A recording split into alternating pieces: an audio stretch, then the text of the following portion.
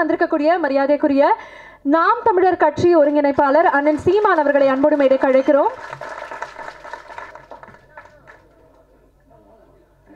இந்த குழுவை மேடையில் இருக்கக்கூடிய இந்த தருணத்தில் ஒரு அழகான புகைப்படத்தோட இந்த ஆடியோ லான்ச் மற்றும்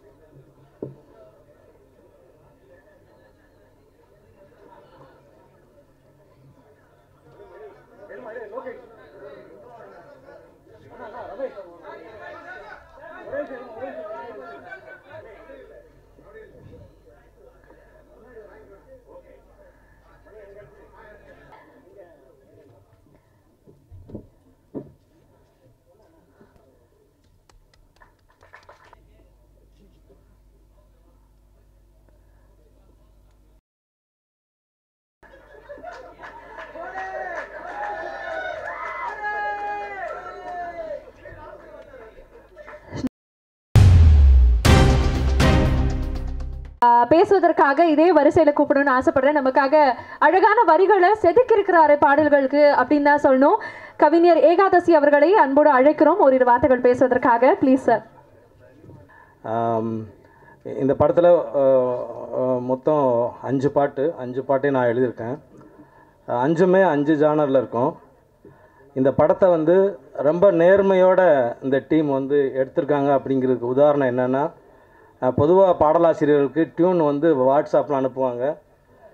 நான் லிரிக் எழுதி வாட்ஸ்அப்பில் அனுப்பியிருக்கேன். பாட்டு எங்கேயாவது ரெக்கார்ட் ஆகும். இப்போல்லாம் அந்த மாதிரி ஒரு கொரோனாவுக்கு பிறகு வேறு மாதிரி போயிடுச்சு. ஆனால் இவங்க இந்த படம் நல்லா வரணுங்கிற அக்கறையில் நான் ஒரு அசிஸ்டன்ட் டைரக்டர் மாதிரி ஒரு 5-6 தடவையாவது அவங்க ஆஃபீஸ் போயிருப்பேன். உட்காந்து ஒரு பாட்டுக்கான சுச்சுவேஷனை டைரக்டர் சொல்கிறாரு, கேமராமேன் சொல்கிறாரு, மியூசிக் டைரக்டர் சொல்கிறாரு. ரொம்ப அக்கறை எடுத்துக்கிட்டாங்க. அது முழுக்க என்னென்னா அந்த படம் நல்லா வந்துடணும், அதுக்கு பாட்டு ரொம்ப முக்கியம் அப்படின்னு சொல்லிட்டு மெனக்கிட்டாங்க. அதே மாதிரி ஒரு ரொம்ப வெள்ளந்தியான மனசுக்கார இயக்குனர் அவர் அப்படி நேசத்தோடு அந்த சுச்சுவேஷன் சொல்லும்போது இது ஒரு படத்தில் வேலை பார்த்த மாதிரி எனக்கு தோணவே இல்லை. அதே மாதிரி மியூசிக் டைரக்டர் சொல்லணும், அவர் இந்த குருவி சேர்த்தது மாதிரி சேர்க்குறாரு. அந்த மெட்டுக்குள்ளே வார்த்தைகளை கொண்டாடுறதுக்கு சிரிச்சுக்கிட்டே தான் அடிக்கிறது. நம்ம எழுதி கொடுத்துருவோம், நல்லாயிருக்கு சார்னு சொல்லிடுவோம். அப்படி 3 நாள் கழித்து திரும்ப கால் பண்ணி, சார் இந்த வார்த்தையை மாற்றிடலாமா பாரு, அப்புறம் அந்த வார்த்தையை மாற்றுற வார்த்தையெல்லாம் நல்லாயிருக்கும். அதனால் அது அப்படி தான் அந்த குருவி சேர்க்குறது மாதிரியே அந்த வார்த்தைகளை சேர்த்து அது ஒன்றும் இல்லை, இசை சொற்களை அடுக்கிறது தான். நம்ம ஒரு மெட்டுக்கு ஒரு வருஷன் எழுதுகிறோம். பாடலாசிரியருக்கு ஒரு லெவல் வரைக்கும் தெரியும். அதுக்கப்புறம் மியூசிக் டைரக்டர் அடுத்த இடத்துக்கு கொண்டு போவார். அந்த சவுண்டுக்கு எப்படி இருக்கணும், இன்னும் ஒரு பாடலாசிரியனை விட இன்னும் சவுண்டுக்கு இன்னும் பொருத்தமான வார்த்தைகளை ஒரு இசையமைப்பாளர் செலக்ட் பண்ண முடியும். அந்த வகையில் அவர் தீபன் சக்கரவர்த்தி ரொம்ப நல்லா ஒர்க் பண்ணார். எல்லா பாட்டுமே நாங்கள் நிறைய ரீவர்ஷன் எழுதி நம்ம ஒர்க் பண்ணோம். எங்களை நம்பி தான் படக்குழுவே அவங்க ஷூட் போய்கிட்டு இருப்பாங்க, ஷூட்டிங் நடந்துக்கிட்டு இருந்தது. நாங்கள் இங்கே சென்னையில் பாட்டை எழுதி அது பதிவுக்கான வேலையை பார்த்துட்டு இருந்தோம். எங்களை நம்பினாங்க. எங்களுக்கு கிடைச்ச சுதந்திரம். இந்த படத்தில் 5 பாடலுமே ரொம்ப நல்ல பாடலாக வந்திருக்கு. அதே மாதிரி எங்கள் இயக்குனருக்கு என்னை ஒரு கேமராமேன் புதுசாக ஒரு விஷயமாக பண்ணியிருக்காரு, நடிக்க வாய்ப்பு கொடுத்துருக்காரு. அதுக்கு ரொம்ப முக்கியமான டைரக்டர் சாருக்கு ரொம்ப நன்றி சொல்லிக்கிறேன். அண்ணன் சீமா அண்ணன் இந்த ஃபங்க்ஷன் ரொம்ப நன்றிண்ணே. எல்லாத்துக்கும் நன்றி. வணக்கம். எல்லாருக்கும் வணக்கம். என் பேர் சேஷ்விதா ராஜு. ஆக்சுவலி இன்றைக்கி என்னோடய ஸ்பெஷல் டேன்னு சொல்லலாம். இப்போ தான் என்னோடய கெரியர் ஸ்டார்ட் ஆகும் தமிழ் இண்டஸ்ட்ரியில். ஸோ ஒரே மாதம் என்னோடய ஃபஸ்ட்டு 2 படமும் ஒரே வாட்டி வர்றது எனக்கு ரொம்ப ஹாப்பியாக இருக்குது. இந்த படத்துக்கு சான்ஸ் கொடுத்த director Isakki sir and M Sukumar சாருக்கு ரொம்ப தேங்க்ஸ். அண்ட் நீங்கள் எல்லா சீஃப் கெஸ்ட்டுக்கும் ரொம்ப தேங்க்ஸ். அண்ட் பிரசன்ட் மீடியாவுக்கு ரொம்ப தேங்க்ஸ். அவ்வளோதான். தேங்க்யூ. அடுத்ததாக இந்த விழாவினுடைய நாயகன் இசையமைப்பாளர் would like to welcome Deepan சக்கரவர்த்தி அவர்கள். இந்த படத்தில் இருக்கக்கூடிய இசை அண்ட் நீங்கள் கொடுத்துருக்கக்கூடிய அந்த எக்ஸ்பீரியன்ஸ் பற்றி நீங்களே எங்களுக்காக ஷேர் பண்ணுவோம். இந்த ப்ராஜெக்ட் எனக்கு கிடைச்சதே பார்த்தீங்கன்னா இந்த சேம் பிரசாத் லேபில் தான். இதுக்கு முன்னாடி என்னுடைய படம் வீராய் மக்கள்னு ஒரு படம் ரிலீஸ் ஆணுச்சு. ஸோ அந்த படத்தோட ப்ரிவ்யூ பார்த்தாரு டைரக்டர் சார். அப்படியே பார்த்துட்டு என்னை வெளியில் கூப்பிட்டாங்க. நான் போய் பேசிட்ட உடனே எனக்கு ரொம்ப பிடிச்சிருந்துச்சி உங்கள் ஒர்க்கு, இந்த படம் நீங்கள் பண்ணுங்கன்னு சொல்லிட்டு இதே வாசலில் தான் என்னை கமிட் பண்ணார். அந்த சேம் டேவே எனக்கு அட்வான்ஸ் போட்டு நீங்கள் படம் பண்ணுங்க அப்படின்னு சொல்லிட்டு சொன்னாங்க. ரொம்ப தேங்க்ஸ் சார், எஸ்கே சார், இந்த வாய்ப்பு எனக்கு கொடுத்ததுக்காக. அப்புறம் படத்தில் வந்து மொத்தம் 5 பாட்டு இருக்குது.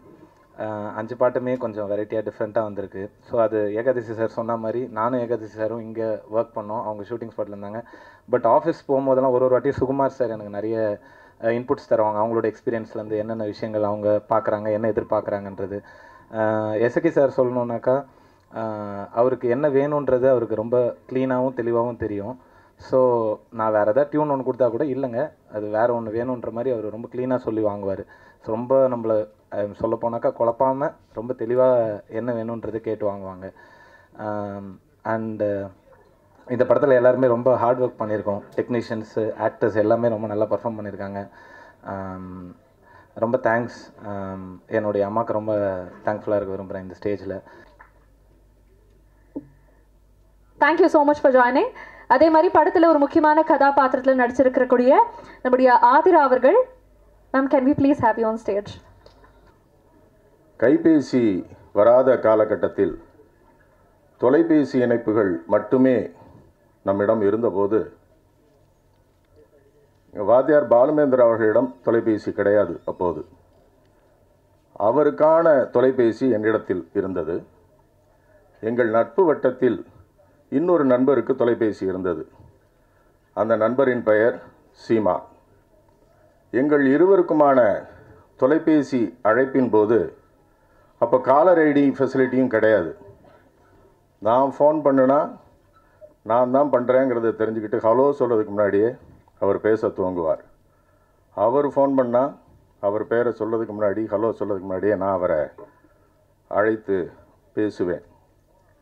இப்போது வளர்ச்சி எப்படி இருக்கிறது என்றால், இந்த கைபேசி யுகத்தில் நாங்கள் இருவரும் தினமும் குரல் செய்தியில் எங்கள் செய்திகளை பரிமாறிக்கொள்கிறோம். எங்களோடு இணைந்து எங்களுடைய குரல் செய்தி குழுவில் மிக முக்கிய உறுப்பினராக இருப்பவர் மேடையில் இதோ அமர்ந்திருக்கிறார், எங்கள் மரியாதைக்குரிய அண்ணாச்சி திரு MS பாஸ்கர் அவர்கள். அந்த பெருங்கலைஞனின் மாபெரும் ரசிகர்கள் நாங்கள் இருவரும். எங்கள் குரல் செய்தி குழுவை கெடுப்பதற்கென்று இன்னொரு மகா கலைஞர் இருக்கிறார். அவர் இந்த நிகழ்ச்சிக்கு வரவில்லை. எங்களுக்கு எதிர்ப்பு தெரிவிக்கும் விதமாக இந்த விழாவை அவர் புறக்கணித்திருக்கிறார். அவருக்கு என்னுடைய கண்டனங்களை தெரிவித்துக் கொள்கிறேன். அவர் பெயர் திரு இளவரசு. இப்படி எங்கள் குழுவில் இருக்கிற இன்னொரு சகோதரர் திரு இசக்கி கார்வண்ணன் அவர்கள். இசக்கி கார்வண்ணன் அவர்களுடைய இந்த திரைப்படத்தின் பின்னணியில் இந்த கதையை தான் எப்படி உள்வாங்கி இதை திரைக்கதையாக எழுதி தான் எடுத்தேன் என்பதை என்னிடத்தில் அவர் தனிப்பட்ட முறையில் பகிர்ந்திருக்கிறார். அவர் பகிர்ந்திருந்த அந்த கருத்துக்கள் மீது எனக்கு பெரிய மதிப்பு இருந்தது. காரணம், இந்திய சினிமாவை உலக சினிமா அரங்கில் தலைநிமிர்ந்து பார்க்க செய்த மாபெரும் படைப்பாளி சத்யஜித் ரே தன்னுடைய சொந்த வாழ்க்கையிலிருந்து தான் பார்த்த மனிதர்களிடத்தில் இருந்துதான் கதைகளை தேர்ந்தெடுத்து கொண்டார். சத்யஜித் ரேயின் வரிசையில் எத்தனையோ பெரும் கலைஞர்கள் வந்திருக்கிறார்கள். சகோதரர் இசக்கி கார்வண்ணன் அவர்கள் அவருடைய ஊரில் அவர் கண் முன்னால் நடந்த சம்பவங்களை வைத்து அவர் பார்த்து பேசி பழகிய மனிதர்களை மனதில் வாங்கி கொண்டு அந்த உணர்வுகளை அவர் திரைக்கதையாக எழுதி இந்த படத்தை எடுத்திருப்பதாக என்னிடத்தில் சொன்னார். நிச்சயமாக வாழ்க்கையிலிருந்து எடுக்கப்பட்ட எந்த ஒரு கலைப்படைப்பும் மிக தரமானதாகத்தான் இருக்கும் என்கிற நம்பிக்கையில் இந்த திரைப்படமும் இந்த திரைப்படத்தின் இன்றைய விழாநாயகர் இசை அமைப்பாளரையும் வாழ்த்தி, பாடலாசிரியர் ஏகாதசியும் வாழ்த்தி இந்த படம் வெற்றி பெற வாழ்த்தி விடைபெறுகிறேன். வணக்கம். அதாவது முன்னெல்லாம் சொல்லுவாங்க மெயின் நடிகர்கள் அப்படின்னு சொல்லிட்டு, எங்கள் மாதிரி நடிகர்களை சைடு ஆக்டர்னு சொல்லுவாங்க. அதான் சைடில் உட்காந்துருந்தேன். திடீர்னு ஞாபகம் வந்து கூப்பிட்டாங்க. ரொம்ப மகிழ்ச்சி. நிகழ்ச்சிக்கு வந்திருக்கின்ற இந்த படத்தை வந்து வெளியில் உலகத்துக்கு அறிமுகப்படுத்துகின்ற தெரியப்படுத்துகின்ற அத்தனை பத்திரிகை துறை நண்பர்கள், என்னுடைய அன்புக்குரிய அனைவரையுமே என்னுடைய குடும்பம் சார்பாக வருக வருக என்று வரவேற்று திடீர்னு என்ன பேசுன்னு தெரில. ஏன்னா நான் வந்து பேச்சை கேட்குறதுக்காக வந்திருக்கேன். இது எங்கள் ஃபேமிலி. அந்த மாதிரி இசைக்கு அண்ணா வந்து ஒரு அசாத்தியமான ஒரு விஷயத்த பண்ணியிருக்காரு. ரொம்ப தைரியமாக பண்ணியிருக்காரு. நிறைய சம்பவங்கள் படம் வழியே வந்தால் நிறைய விஷயங்கள் பேசப்படும். அது என்னென்னு ட்ரைலர் பார்க்கும்போது உங்களுக்கு தெரிஞ்சிருக்கும். அது மட்டும் இல்லை, நாங்கள் இந்த படத்தில் நான் வந்து ஒரு போலீஸ் கேரக்டராக பண்ணியிருக்கேன். ஒரு துப்பறிகிற விஷயத்தில் ரொம்ப டிஃப்ரெண்ட்டாக இருக்கும். அது ரொம்ப என்ன சொன்னோன்னா, ரொம்ப நாள் கழித்து ஒரு கமலஹாசன் சாரோடைய அன்புக்குரிய ஒரு அண்ணன் நம்ம எம்எஸ் பாஸ்கரனோட சேர்ந்து நடிக்கும் போதெல்லாம் ஒரு ஃபாதர் கேரக்டரில் ரொம்ப கலக்கியிருக்காரு. ஒவ்வொரு வசனமும் ரொம்ப அனுபவபூர்வமான ரொம்ப அசாத்தியமான நல்ல நல்ல டைலாக்லாம் இருக்குது இந்த படத்தில். நிறைய கட்டு கொடுத்து வந்திருக்குது. நிறைய கட்டு சென்சாருக்கு பிறகு தான் அந்த படம் வந்திருக்குது. நான் வந்து எனக்கு ஒரு சந்தோஷமாக ஒரு விஷயம் இருந்துச்சு. அதுக்கப்புறமே என்னை வந்து ரொம்ப கவலைக்குள்ளே செய்த ஒரு விஷயம் ஒன்று இருக்குது. என்னென்னு பார்த்தீங்கன்னா, தக் லைஃப் வர அன்றைக்கி தான் அதை அடுத்த நாள் வந்து நம்ம படமும் வருது பரமேஸ்வரன் பார்த்திமான்னு சொன்னால், நான் வந்து குரூப்பில் என்ன பண்ணேன், அந்த ஃபேஸ்புக்கிலலாம் கமல் வெர்சஸ் விமல் அப்படின்னு சொல்லி போட்டு விட்டேங்க. உடனே உங்களுக்கு நிறைய பேர் தேடிட்டு இருக்காங்க வெளியில், 2 தரப்புலையும் தேடுறாங்க உங்களை அப்படின்னு சொல்லி. ஐயோ, நம்ம வேறு மானசீக குருவாச்ச கமல் சார் என்ன அது பேசிக்கிருக்க அப்படின்ட்டு நிறைய அந்த போஸ்டரை போட்டுட்டு எடுக்கலாமா வேண்டாமான்னு 2 நாளெல்லாம் யோசிச்சா. சரி இருக்கட்டுன்னு விட்டுட்டேன். குரூப்லையும் பார்த்துட்டு நிறைய பேர் கேட்டுட்டு இருந்தாங்க. ஸோ படம் வந்ததுக்கு பிறகும் பேச வைக்கக்கூடிய நிறைய விஷயங்கள் இந்த படத்தில் இருக்குது. அதை பற்றி நிறைய பேர் இங்கே பேசுவாங்க. என்னை மேடையில் அழைத்து என்னை வந்து கௌரவப்படுத்திய என்னோடய குடும்பத்துக்கு நன்றி சொல்லியிருக்கேன். இசைக்கு கார்கன் சாருடைய இன்னொரு விஷயம் என்னென்னா, ஒரு ரொம்ப நாள் கழித்து என்னுடைய டிஓபி சார் சுகுமார் சார் சுகுமாரும் இந்த படத்தில் நடிச்சிருக்கேன் சேர்ந்து. அது ரொம்ப சந்தோஷமாக இருந்துச்சு. அதனால் வந்து உண்மையிலேயே அவர் வந்து வெறும் சினிமாட்டோகிராஃபர்னு நினைக்காம நடிப்புலையும் அவர் பட்டையை கிளப்பியிருக்கார் இந்த படத்துலன்னு சொல்லணும். என்னோட சேர்ந்து நடிச்சிருக்க என்னுடைய நண்பர் ஆறுபாலா அவர்களும் இதில் ரொம்ப ரொம்ப நல்லா பண்ணியிருக்காங்க. அதாவது வாய்ப்பு கொடுக்கும்போது தான் அவங்களுடைய இன்னொரு பரிமாணமும் தெரியும். அப்படிப்பட்ட நிறைய விஷயங்களை ரொம்ப தைரியமாக பண்ணியிருக்காரு. நிறைய வாய்ப்பு கொடுத்து நம்ம இசைக்காரர்களுக்கு படக்குழு சார்பாக அவங்களுக்கு நன்றியையும் வந்திருக்கு உங்களுக்கு நன்றியை தெரிவிச்சுக்கிட்டு பெரும் மகிழ்ச்சியோடு நம்ம பார்க்கக்கூடிய ஆதிரா அவர்கள் எங்களுக்காக பேச வரணும். இந்த படத்தை பற்றியும் உங்களுடைய கதாபாத்திரத்தை பற்றியும் தெரிஞ்சுக்கணும்னு ஆசைப்படுறோம். Please ma'am. தமிழ் எங்கே இருக்குது தெரியுமா? எங்கெங்க இருக்கு? இதோ நமது தமிழ் இங்கே அமர்ந்திருக்கிறது. இதை விட இந்த படத்துக்கு வேறு பெரிய சிறப்பு எதுவுமே தேவையே இல்லை. வேறு வார்த்தையும் இல்லை எனக்கு. எல்லாருக்கும் நன்றி. நானும் சீமான் சார் ஒரு படத்தில் நடிச்சிருக்கோம் இல்லை சார்? நன்றி எல்லாருக்கும். வணக்கம். இசக்கி கார்வன் சார் வந்து ரொம்ப வருஷம் நண்பர். ரொம்ப சினிமாவை ரொம்ப லவ் பண்ணுறவர். நிச்சயமாக இந்த படம் ட்ரைலர் பார்க்கும்போது தெரியுது, அந்த ஒரு டைலாக்லே தெரியுது மாரியம்மா வந்து மேரியம்மா இப்போ வாழ்கிறான்னு. இது நிறைய கான்ட்ரவர்சி இருக்குதுன்னு நினைக்கிறேன் இந்த படத்தில். அப்புறம் நம்ம சுகுமார் வந்து இந்த படத்துலேருந்து நடிகர் ஆகிறாரு. ஏன்னா அவர் உண்மையிலேயே முன்னாடியே நடிக்க வேண்டியது கேமராமேன் சுகுமார். இந்த படத்தில் மூலமாக பெரிய நடிகர் ஆகணும்னு வாழ்த்துறேன். அப்புறம் எம்எஸ் பாஸ்கர் சார்லாம் அவ்வளோ ஈஸியாக ஒரு படத்தில் நடிக்க மாட்டார். எனக்கு கதையெல்லாம் கேட்டு பணத்துக்கெல்லாம் நடிக்கிற ஆள் கிடையாது. நிச்சயமாக அவர் இந்த கதையை ஓகே பண்ணியிருக்காருன்னா டெஃபினட்டாக நல்ல ஒரு கண்டென்ட்டாக இருக்குங்கிறத நம்புகிறேன். நிச்சயமாக அந்த படம் பெரிய வெற்றி அடையணுமெண்டு. அதுவும் இல்லாமல் விமல் சார், சாயா எல்லாருக்கும் இந்த படம் பெரிய வெற்றி கொடுத்து நல்ல பேரும் புகழும் கொடுக்கும்ட்டு இறைவனை பார்த்து நன்றி.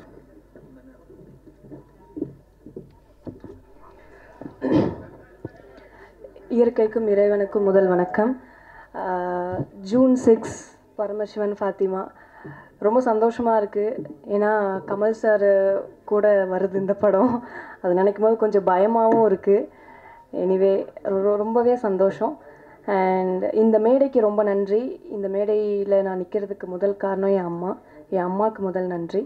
அண்ட் இந்த படத்தில் ஒர்க் பண்ண எல்லாருக்குமே ரொம்ப பெரிய நன்றி. கார்வனன் சாராக இருக்கட்டும், விமல் சார் கூட என்னோடய 2வது படம் இது. Thank you so much. அண்ட் வேறு யாராவது மியூசிக் டைரக்டர், சாரி நான் இவரை பார்த்ததே இல்லை. நாங்கள் வந்து நார்மலாக தான் டெக்ஸ்ட் பண்ணிகிட்டு இருந்தோம்.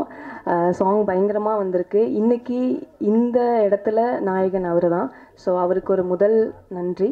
அண்ட் இந்த படத்தில் ஒர்க் பண்ண டெக்னீஷியன்ஸ் எல்லாத்துக்குமே ரொம்ப நன்றி. சஷ்விதா அண்ட் விஆர்னு சொல்லி பழகிடுச்சு, பட் விமல் ராஜ் வந்திருக்க எல்லாருக்கும் நன்றி. Thank you so much.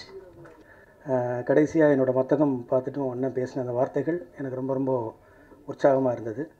இப்படி ஒரு இதுக்குள்ளே இருந்துட்டு அரசியல்லையும் இவ்வளோ ஆக்டிவாக இருக்கும்போது டைம் கிடச்சி அடுத்த இண்டஸ்ட்ரியும் கவனிச்சுட்டே இருக்கிற இந்த ஒரு இது வந்து எங்களை போன்ற அடுத்து வரக்கூடியவங்களுக்கு பெரிய ஒரு உந்து சக்தியாக இருக்குதுன்னு நினைக்கிறேன். ரொம்ப நன்றி அண்ணன்.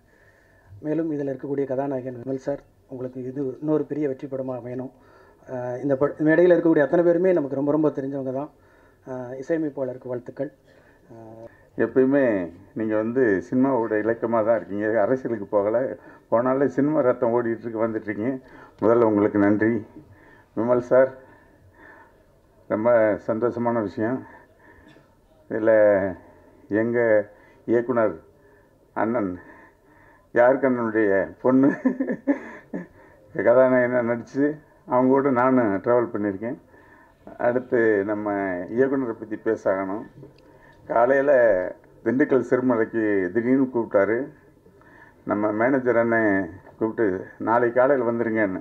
என்னென்ன திண்டுக்கல் சிறுமலையில் சுட்டி உடனே முதல் நாள் நைட்டு எப்படிங்க நைட்டு கூப்பிட்றீங்கன்னு, டிக்கெட் போட்டுருங்க வாங்க அப்படின்னு ட்ரெயினில் கூப்பிட்டு போவாங்க.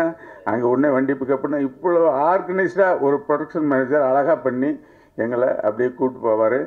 அந்த ரூமு இதான் ரூம்னு அலாட் பண்ணி அழகாக வைப்பாங்க. உடனே டைம் சொல்லுவார், எத்தனை மணிக்கு வந்தார், 7 மணிக்கு. அவர் 9 மணிக்கு வர சொல்லுங்கள் போதுன்னுவார். கரெக்டு டயத்துக்கு போனதுமே இதுதான் சீனு, இது ஒரு டைலாக் எக்ஸ்ட்ரா பேசினா கூட இல்லை வேணாம் நான் அந்த எடிட்டிங்கில் போயிடும் ஷார்ப்பாக பண்ணுங்க. டேரக்டர்கிட்ட தப்பிச்சு நான் வந்து ஒரு டைலாக் கூட எக்ஸ்ட்ரா பேச முடியும். அந்தளவுக்கு பர்ஃபெக்டாக அழகாக இவ்வளோ தான் போதும்னு மெஷர் பண்ணி வாங்கினார். அவருக்கு உறுதுணையாக நம்ம கேமராமேன், ஐயோ நினச்சே பார்க்க முடியாது. அங்கே சிறுமலையில் வந்து அப்படிப்பட்ட இடத்துல ஹைட்டில் க்ரெயின் கொண்டு போக முடியாது, க்ரெயின் ஷாட் எடுக்கணும்னு நினைக்கிறாரு. ஒன்று ஒரு லைட்டுனுடைய ஸ்டாண்டு மேலே இன்னொரு லைட் ஸ்டாண்டை வச்சு அதுக்கு மேலே கேமரா வச்சு இதான் க்ரெயின் எடுக்கிறாரு. சார் கிரேட், உங்களோட பணியாற்றுறது ரொம்ப சந்தோஷமாக இருந்தது. ஏன்னா எவ்வளோ படங்கள் அங்கங்கே மூவ் பண்ணிட்டுருக்கேன், பட் கொடுத்த இடத்துல அவ்வளோ பர்ஃபெக்டாக அவ்வளோ சூப்பராக பண்ணி கொடுத்துறீங்க. அப்புறம் என்னையை கூட கொஞ்சம் நல்லா காமிச்சிருக்கீங்க. இது கூட சந்தோஷமாக இருந்தது.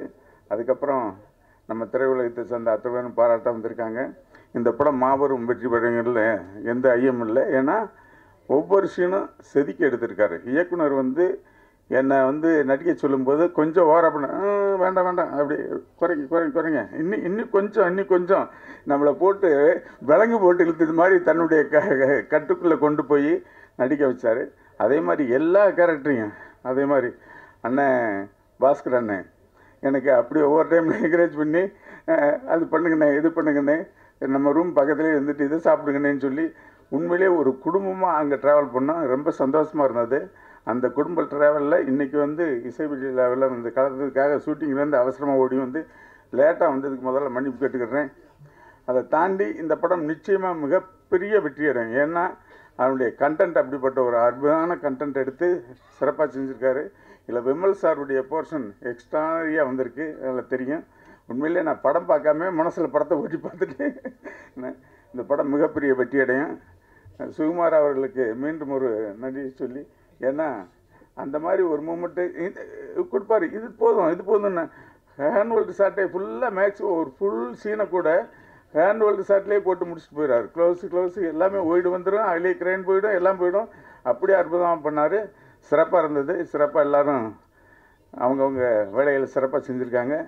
பர்டிகுலர் இந்த ப்ரொடக்ஷன் மேனேஜரை பாராட்டின ஒரு மிகப்பெரிய விஷயம். மாதிரி ஆர்கனைஸ் பண்ணி இந்த லொக்கேஷன் இது நேரத்தில் இது அப்படின்னு அழகாக பண்ணி கொண்டு போய் நிப்பாட்டினார். இந்த படம் அத்தனை பேர் உழைப்பு சிறப்பாக இருந்திருக்கு. இல்லை நானும் ஒரு சின்ன துரும்பா உள்ள கூட இருக்குங்கிறது சந்தோஷமாக இருக்குது. ஷூட்டிங்கில் இருந்ததுனால காலதாமமாக வந்துட்டேன். நிச்சயமாக இந்த படத்தினுடைய வெற்றி விழாவில் சந்திப்பேன். நன்றி, வணக்கம். இந்த படம் பண்ணும்போது நிறைய இடத்துல நிறைய கன்ஃபியூஷன் வரும். இந்த விமலா அந்த விமலா விமல்னு. அப்போ வந்து விமல் அண்ணன் தான் ஒரு நாள் சொன்னார், என்னப்பா ஃபுல் நேம் என்ன, விமல் ராஜா தானே, சரி விஆர்னு வச்சுக்கோன்னாரு. நானே ரொம்ப நாளாக அந்த ஐடியாவில் தான் இருந்தேன். சரி ஒரு எம்ஜிஆர் எஸ்டிஆர் அந்த வகையில் நம்மளும் விஆர்னு ஒரு என்ட்ரி கொடுக்கலான்னு நானே வச்சுக்கிறது கொஞ்சம் கூச்சமாக இருந்தது. விமல் அண்ணன் அதை வச்சு கொடுத்ததும் சரி இதான் நமக்கான சான்ஸு அப்படின்னு வச்சுக்கிட்டேன்.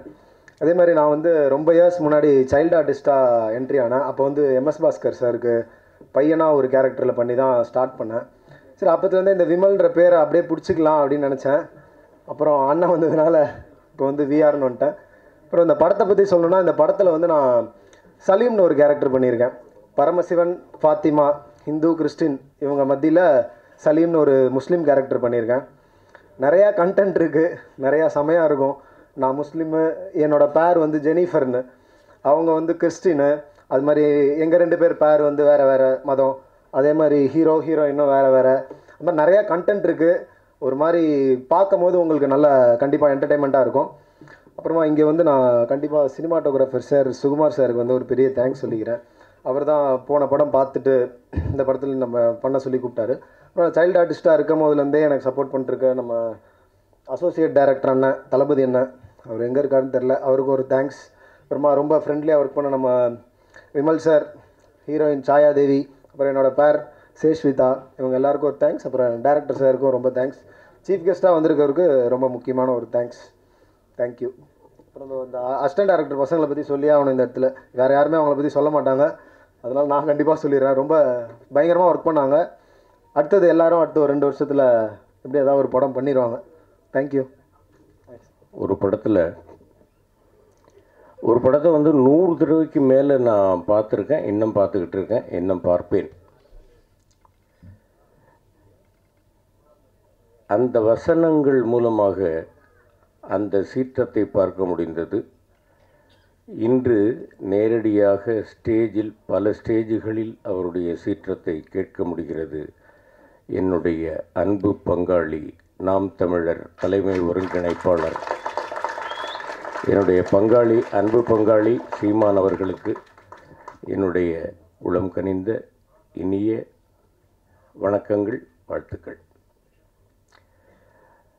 இந்த படத்துக்கு கூப்பிட்டதே ஒரு விசித்திரமாக கூப்பிட்டாப்பில்ல அண்ணாச்சி. இதில் ஒரு ஃபாதர் கேரக்டருக்கு நீ நடிக்கணும். ஐயா நீங்கள் முதல்ல யாருன்றதை சொல்லுங்கள், அதுக்கு அப்புறமா நான் இல்லை நீங்கள் திருநெல்வேலி பாஷையில் நல்லா பேசுவில்லை அப்படின்னு. நல்லா பேசுவேன், ரைட்டு, யாருன்னே சொல்ல மாட்டேங்கிறீங்க, ஃபாதர் கேரக்டர்ன்றீங்க, என்ன ஏது, நான் எசக்கி கார்வனன் பேசுகிறேன் அப்படின்னாரு. அதுக்கப்புறமா தம்பி சுகா அவர்கள் சொன்னார், நமக்கு ரொம்ப வேண்டியவங்க அண்ணாச்சி பண்ணுங்க அப்படின்னாங்க. அதுக்கப்புறமா நான் ஆஃபீஸுக்கு போய் பார்த்தேன், கேரக்டர் சொன்னாங்க. ஒரு ஃபாதராக இருந்தாலும் கொஞ்சம் புரட்சிகரமாக பேசக்கூடிய ஒரு கேரக்டர். இதில் அவர் மனோஜ்குமார் என்ன சொன்னார், வேண்டாம் வேண்டாம் அதெல்லாம் பேசாதீங்க, எடிட்டிங்கில் வெட்டிடுவேன்னார். எடிட்டிங்கில் வெட்ட மாட்டேன், நீங்கள் பேசுங்கன்னு சொல்லி அவர் பேச வச்சு அது சென்சாரில் வெட்டி விட்டாங்க. 2 நல்ல கேரக்டர், 2 நல்ல டைலாக்கு, அருமையான டைலாக்கு, 2 டைலாக்கு. அது வேண்டாம், இங்கே சொல்கிறது அவ்வளோ நல்லா இருக்காது. அந்த மாதிரி ஒரு நல்ல கேரக்டர். இதில் என்ன ஒரு பெரிய விசேஷம் அப்படின்னு கேட்டிங்கன்னாக்க, மனோஜ்குமார் என்ன சொன்ன மாதிரி வந்து சிறுமலையில் வந்து எங்கள் ஷூட்டிங் குரூப் மட்டும் இல்லாமல் அந்த ஊரே வந்து ஒரு ரிலேஷன் மாதிரி, நல்ல ஒரு அருமையான ஒரு கிளைமேட்டு, நல்லா வந்து ஒரு ஷூட்டிங்கில் வந்து அருமையான சீன்ஸு, கொஞ்சம் கூட அலுப்பு தெரியாத அளவிற்கு ஒரு அற்புதமான ஒரு ஷூட்டிங் விஷயம், ரொம்ப நல்லா இருந்தது. இது எல்லாத்தையும் விட பெரிய சந்தோஷம் என்னென்னு கேட்டிங்கன்னாக்க, இந்த படத்தில் நான் ஃபாதராக நடிச்சுட்டு வந்தேன். அக்டோபர் 31 அன்றைக்கி கிராண்ட் ஃபாதர் ஆகிட்டேன். என்னுடைய மகளுக்கு ஒரு மகள் பிறந்து என்னை தாத்தாவாக்கிட்டாங்க. ரொம்ப சந்தோஷமாக இருக்கேன். இந்த படம் தாத்தாவாயிட்டேங்கிறதுக்கு இவ்வளோ கை தட்டலாம்.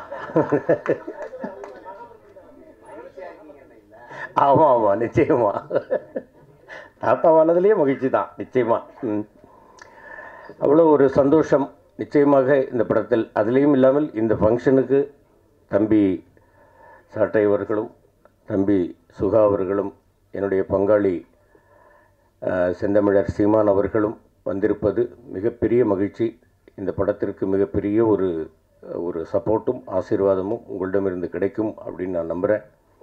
இந்த படத்தை மிகப்பெரிய வெற்றி படமாக்கணும் அப்படின்னு எல்லாமல்ல இறைவனையும் தமிழ் ரசிக பெருமக்களையும் உங்களையும் நான் வேண்டி கேட்டுக்கொள்கிறேன். இந்த படத்தில் வந்து பரமசிவன் பாத்திமா அப்படின்றது டைட்டில் வந்து 2 மதங்கள் அப்படிங்கிறது இல்லாமல் தமிழர், நாம் தமிழர், அப்படின்னு சொல்லாமல் சொல்லியிருக்கிறார் இயக்குனர் அவர்கள். நிச்சயமாக இந்த படம் மிகப்பெரிய வெற்றியை பெற வேண்டும் என்று வேண்டிக் கொள்கிறேன். நன்றி, வணக்கம். தம்பி, யாருக்கு மேடை தெரியும்ல, இது அவர் குரல் மட்டும்தான் கேட்கணும். ஓகே, மேடையில் அமர்ந்திருக்கும் அனைவருக்கும் வணக்கம். பத்திரிகை நண்பர்கள், ஊடக நண்பர்கள், இணையதள நண்பர்கள், பிஆர்ஓ நிக்கில் முருகன், மேனேஜர் முருகேசன். முருகேசா, நீ என் மகனானி, எங்கே இருக்கிறாய்? அனைவருக்கும் வணக்கம். மேடையில் பேசி கைத்தட்டல் வாங்கும் அளவிற்கு நான் செந்தமிழன் சீமான் இல்லை. தயவு செய்து நீங்களே ஒரு தடவை கை தட்டிடுங்கப்பா. இந்த கைத்தட்டல்கள் அனைத்தும் பரமசிவன் பாத்திமா அந்த குழுவிற்கு தான் போய் சேரும்.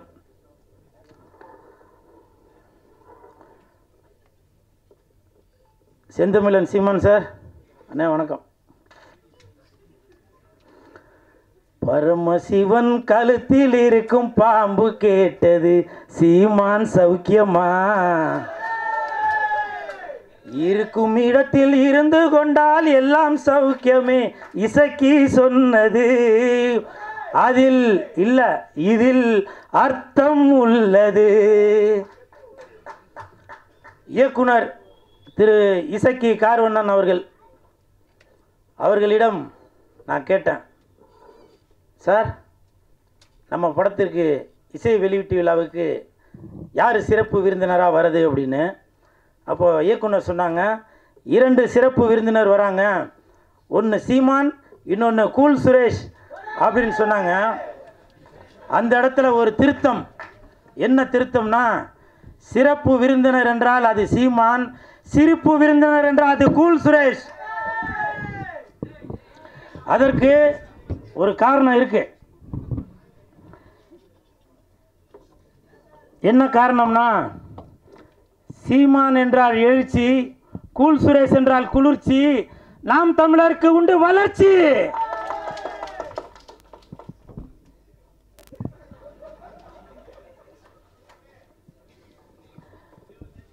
அது மட்டும் இல்லை, நான் எதுக்கு சீமான் அண்ணனை இந்த இடத்துல ஏதோ ஜால்ரா போட்டு ஏதோ பெருமையாக பேசுகிறார் போல அப்படின்னு சில பேர் நினைக்கலாம். கமெண்ட்டில் சில பேர் கூட அந்த மாதிரி கமெண்ட் பண்ணிகிட்ருக்கீங்க. அதுக்கு ஒரு உதாரணம் சொல்கிறேன். இந்த பரமசிவன் பாத்திமா அந்த படத்திற்கு உண்மையிலேயே தகுதியான ஒரு மனிதர் என்றால் அது செந்தமிழன் சீமான் அண்ணன் மட்டும்தான். தமிழகத்தில் மட்டுமல்ல, இந்தியாவில் மட்டுமல்ல, உலகத்தில் உள்ள யாரை எடுத்துட்டாலுமே சரி, இந்த பரமசிவன் பாத்திமா படத்திற்கு இசை வெளியீட்டு விழாவிற்கு வரக்கூடிய தகுதியான ஒரே மனிதர் அது செந்தமிழன் அண்ணன் சீமான் அவர்கள் தான்.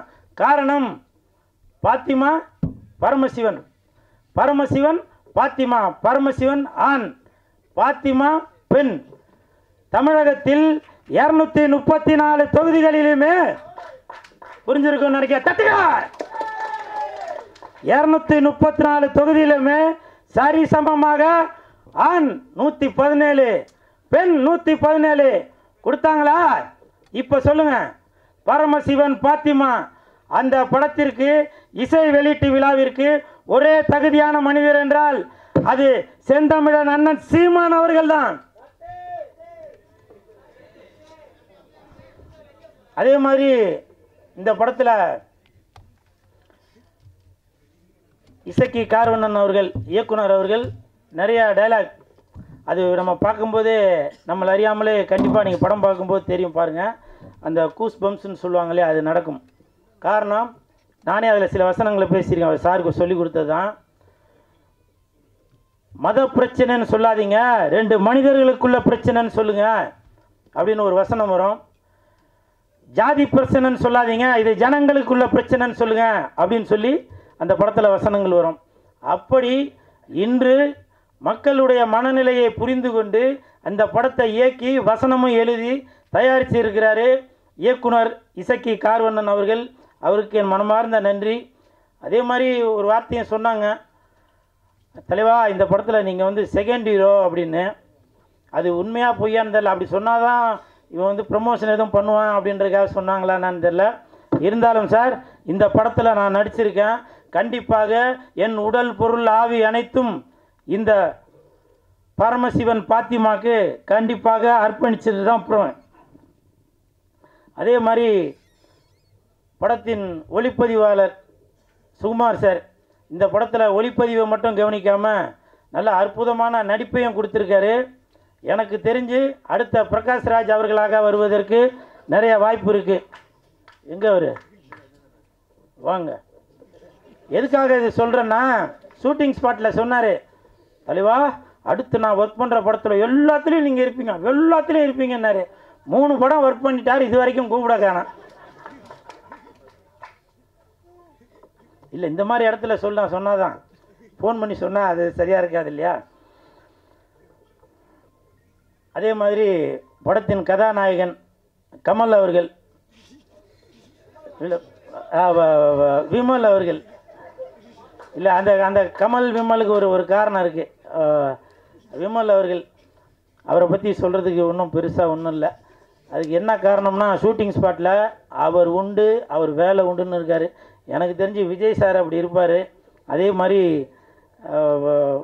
விமல் அவர்களும் தான் உண்டு தன் வேலை உண்டு அப்படின்னு இருக்கார். கூப்பிட்டாக்கா ஷாட்டுக்கு வராரு, இல்லைன்னா போய் பேசாமல் உட்காந்துறாரு. அப்படி ஒரு அற்புதமான மாதிரி நான் ஃபஸ்ட்டு அவர் கூட தான் அந்த படம் ஒர்க் பண்ணியிருக்கேன்.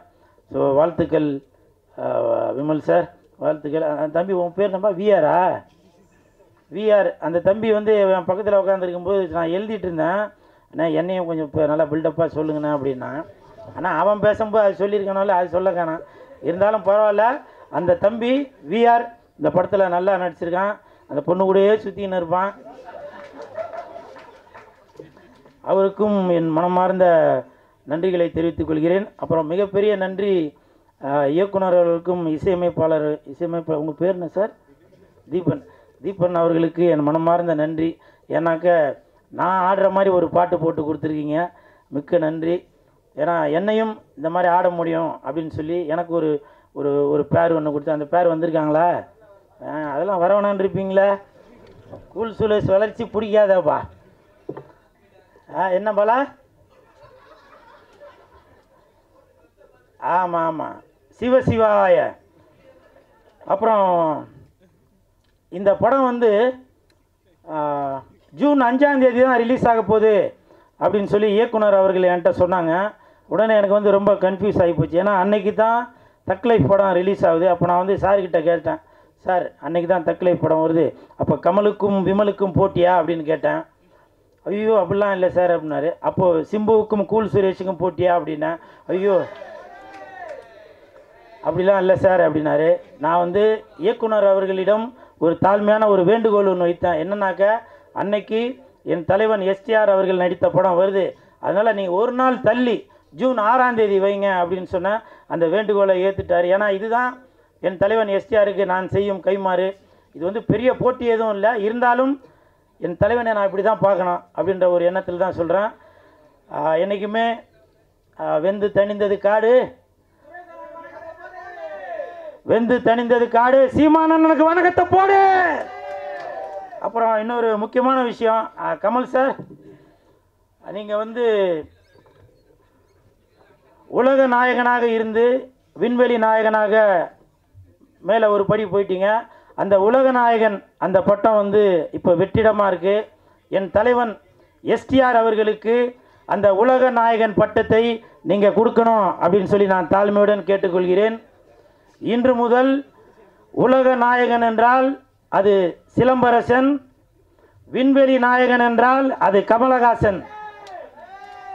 விண்வெளி நாயகன் என்றால் அது கமலஹாசன், உலக நாயகன் என்றால் அது சிலம்பரசன்.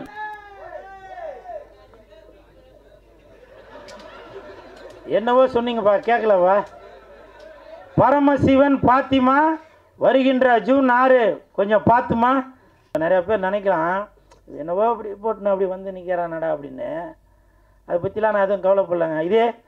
இதே நான் ஒரு படத்தில் போட்டுன்னு ஆடி இருந்தால் என்ன நினச்சிப்பேன்? சினிமாவில் காதலிச்சா ரசிக்குதப்பா உள்ளம், நிஜ வாழ்க்கையில் காதலிச்சா பறிக்குதப்பா பள்ளமா? சொல்லுங்கள். இதெல்லாம் பார்த்தா உங்களுக்கு இப்போவும் சொல்கிறேங்க, இப்போவும் சொல்கிறேன், வேணாம் அது சொன்னால் ஏன்னா கூல் சுரேஷ் இருக்கிற இடம் எப்போவுமே ஒரு ஒரு ஒரு கலகலப்போடு தான் இருக்கணும். நிறைய பேர் கமெண்ட்டில் அது இது சொல்லுவீங்க. செந்தமிழர் அண்ணன் சீமான் அவர்கள் இருக்காங்க, அவர் சொன்ன வார்த்தையை தான் இப்போ நான் சொல்கிறேன். வேர்க்காமல் விளையாட முடியாது, விமர்சனம் இல்லாமல் வளர முடியாது. அண்ணன் சீமான் அவர்கள் சொன்னது தான். நான் அதை இன்ன வரைக்கும் அதை ஃபாலோ பண்ணிட்டு தான் இருக்கேன். சரிங்களா? நிறையா பேர் நினைக்கலாம், என்னப்பா இவர் வந்து ஏதோ கோமாளி வேஷம் போட்டுட்ருக்காரு அப்படின்னு. நான் கோமாளி இல்லைங்க, இன்னை வரைக்கும் ஏமாளி. என்னை எத்தனை இயக்குநர்கள் ஏமாற்றிருக்காங்க தெரியுமா? எத்தனை தயாரிப்பாளர்கள் என்னை ஏமாற்றிருக்காங்க தெரியுமா?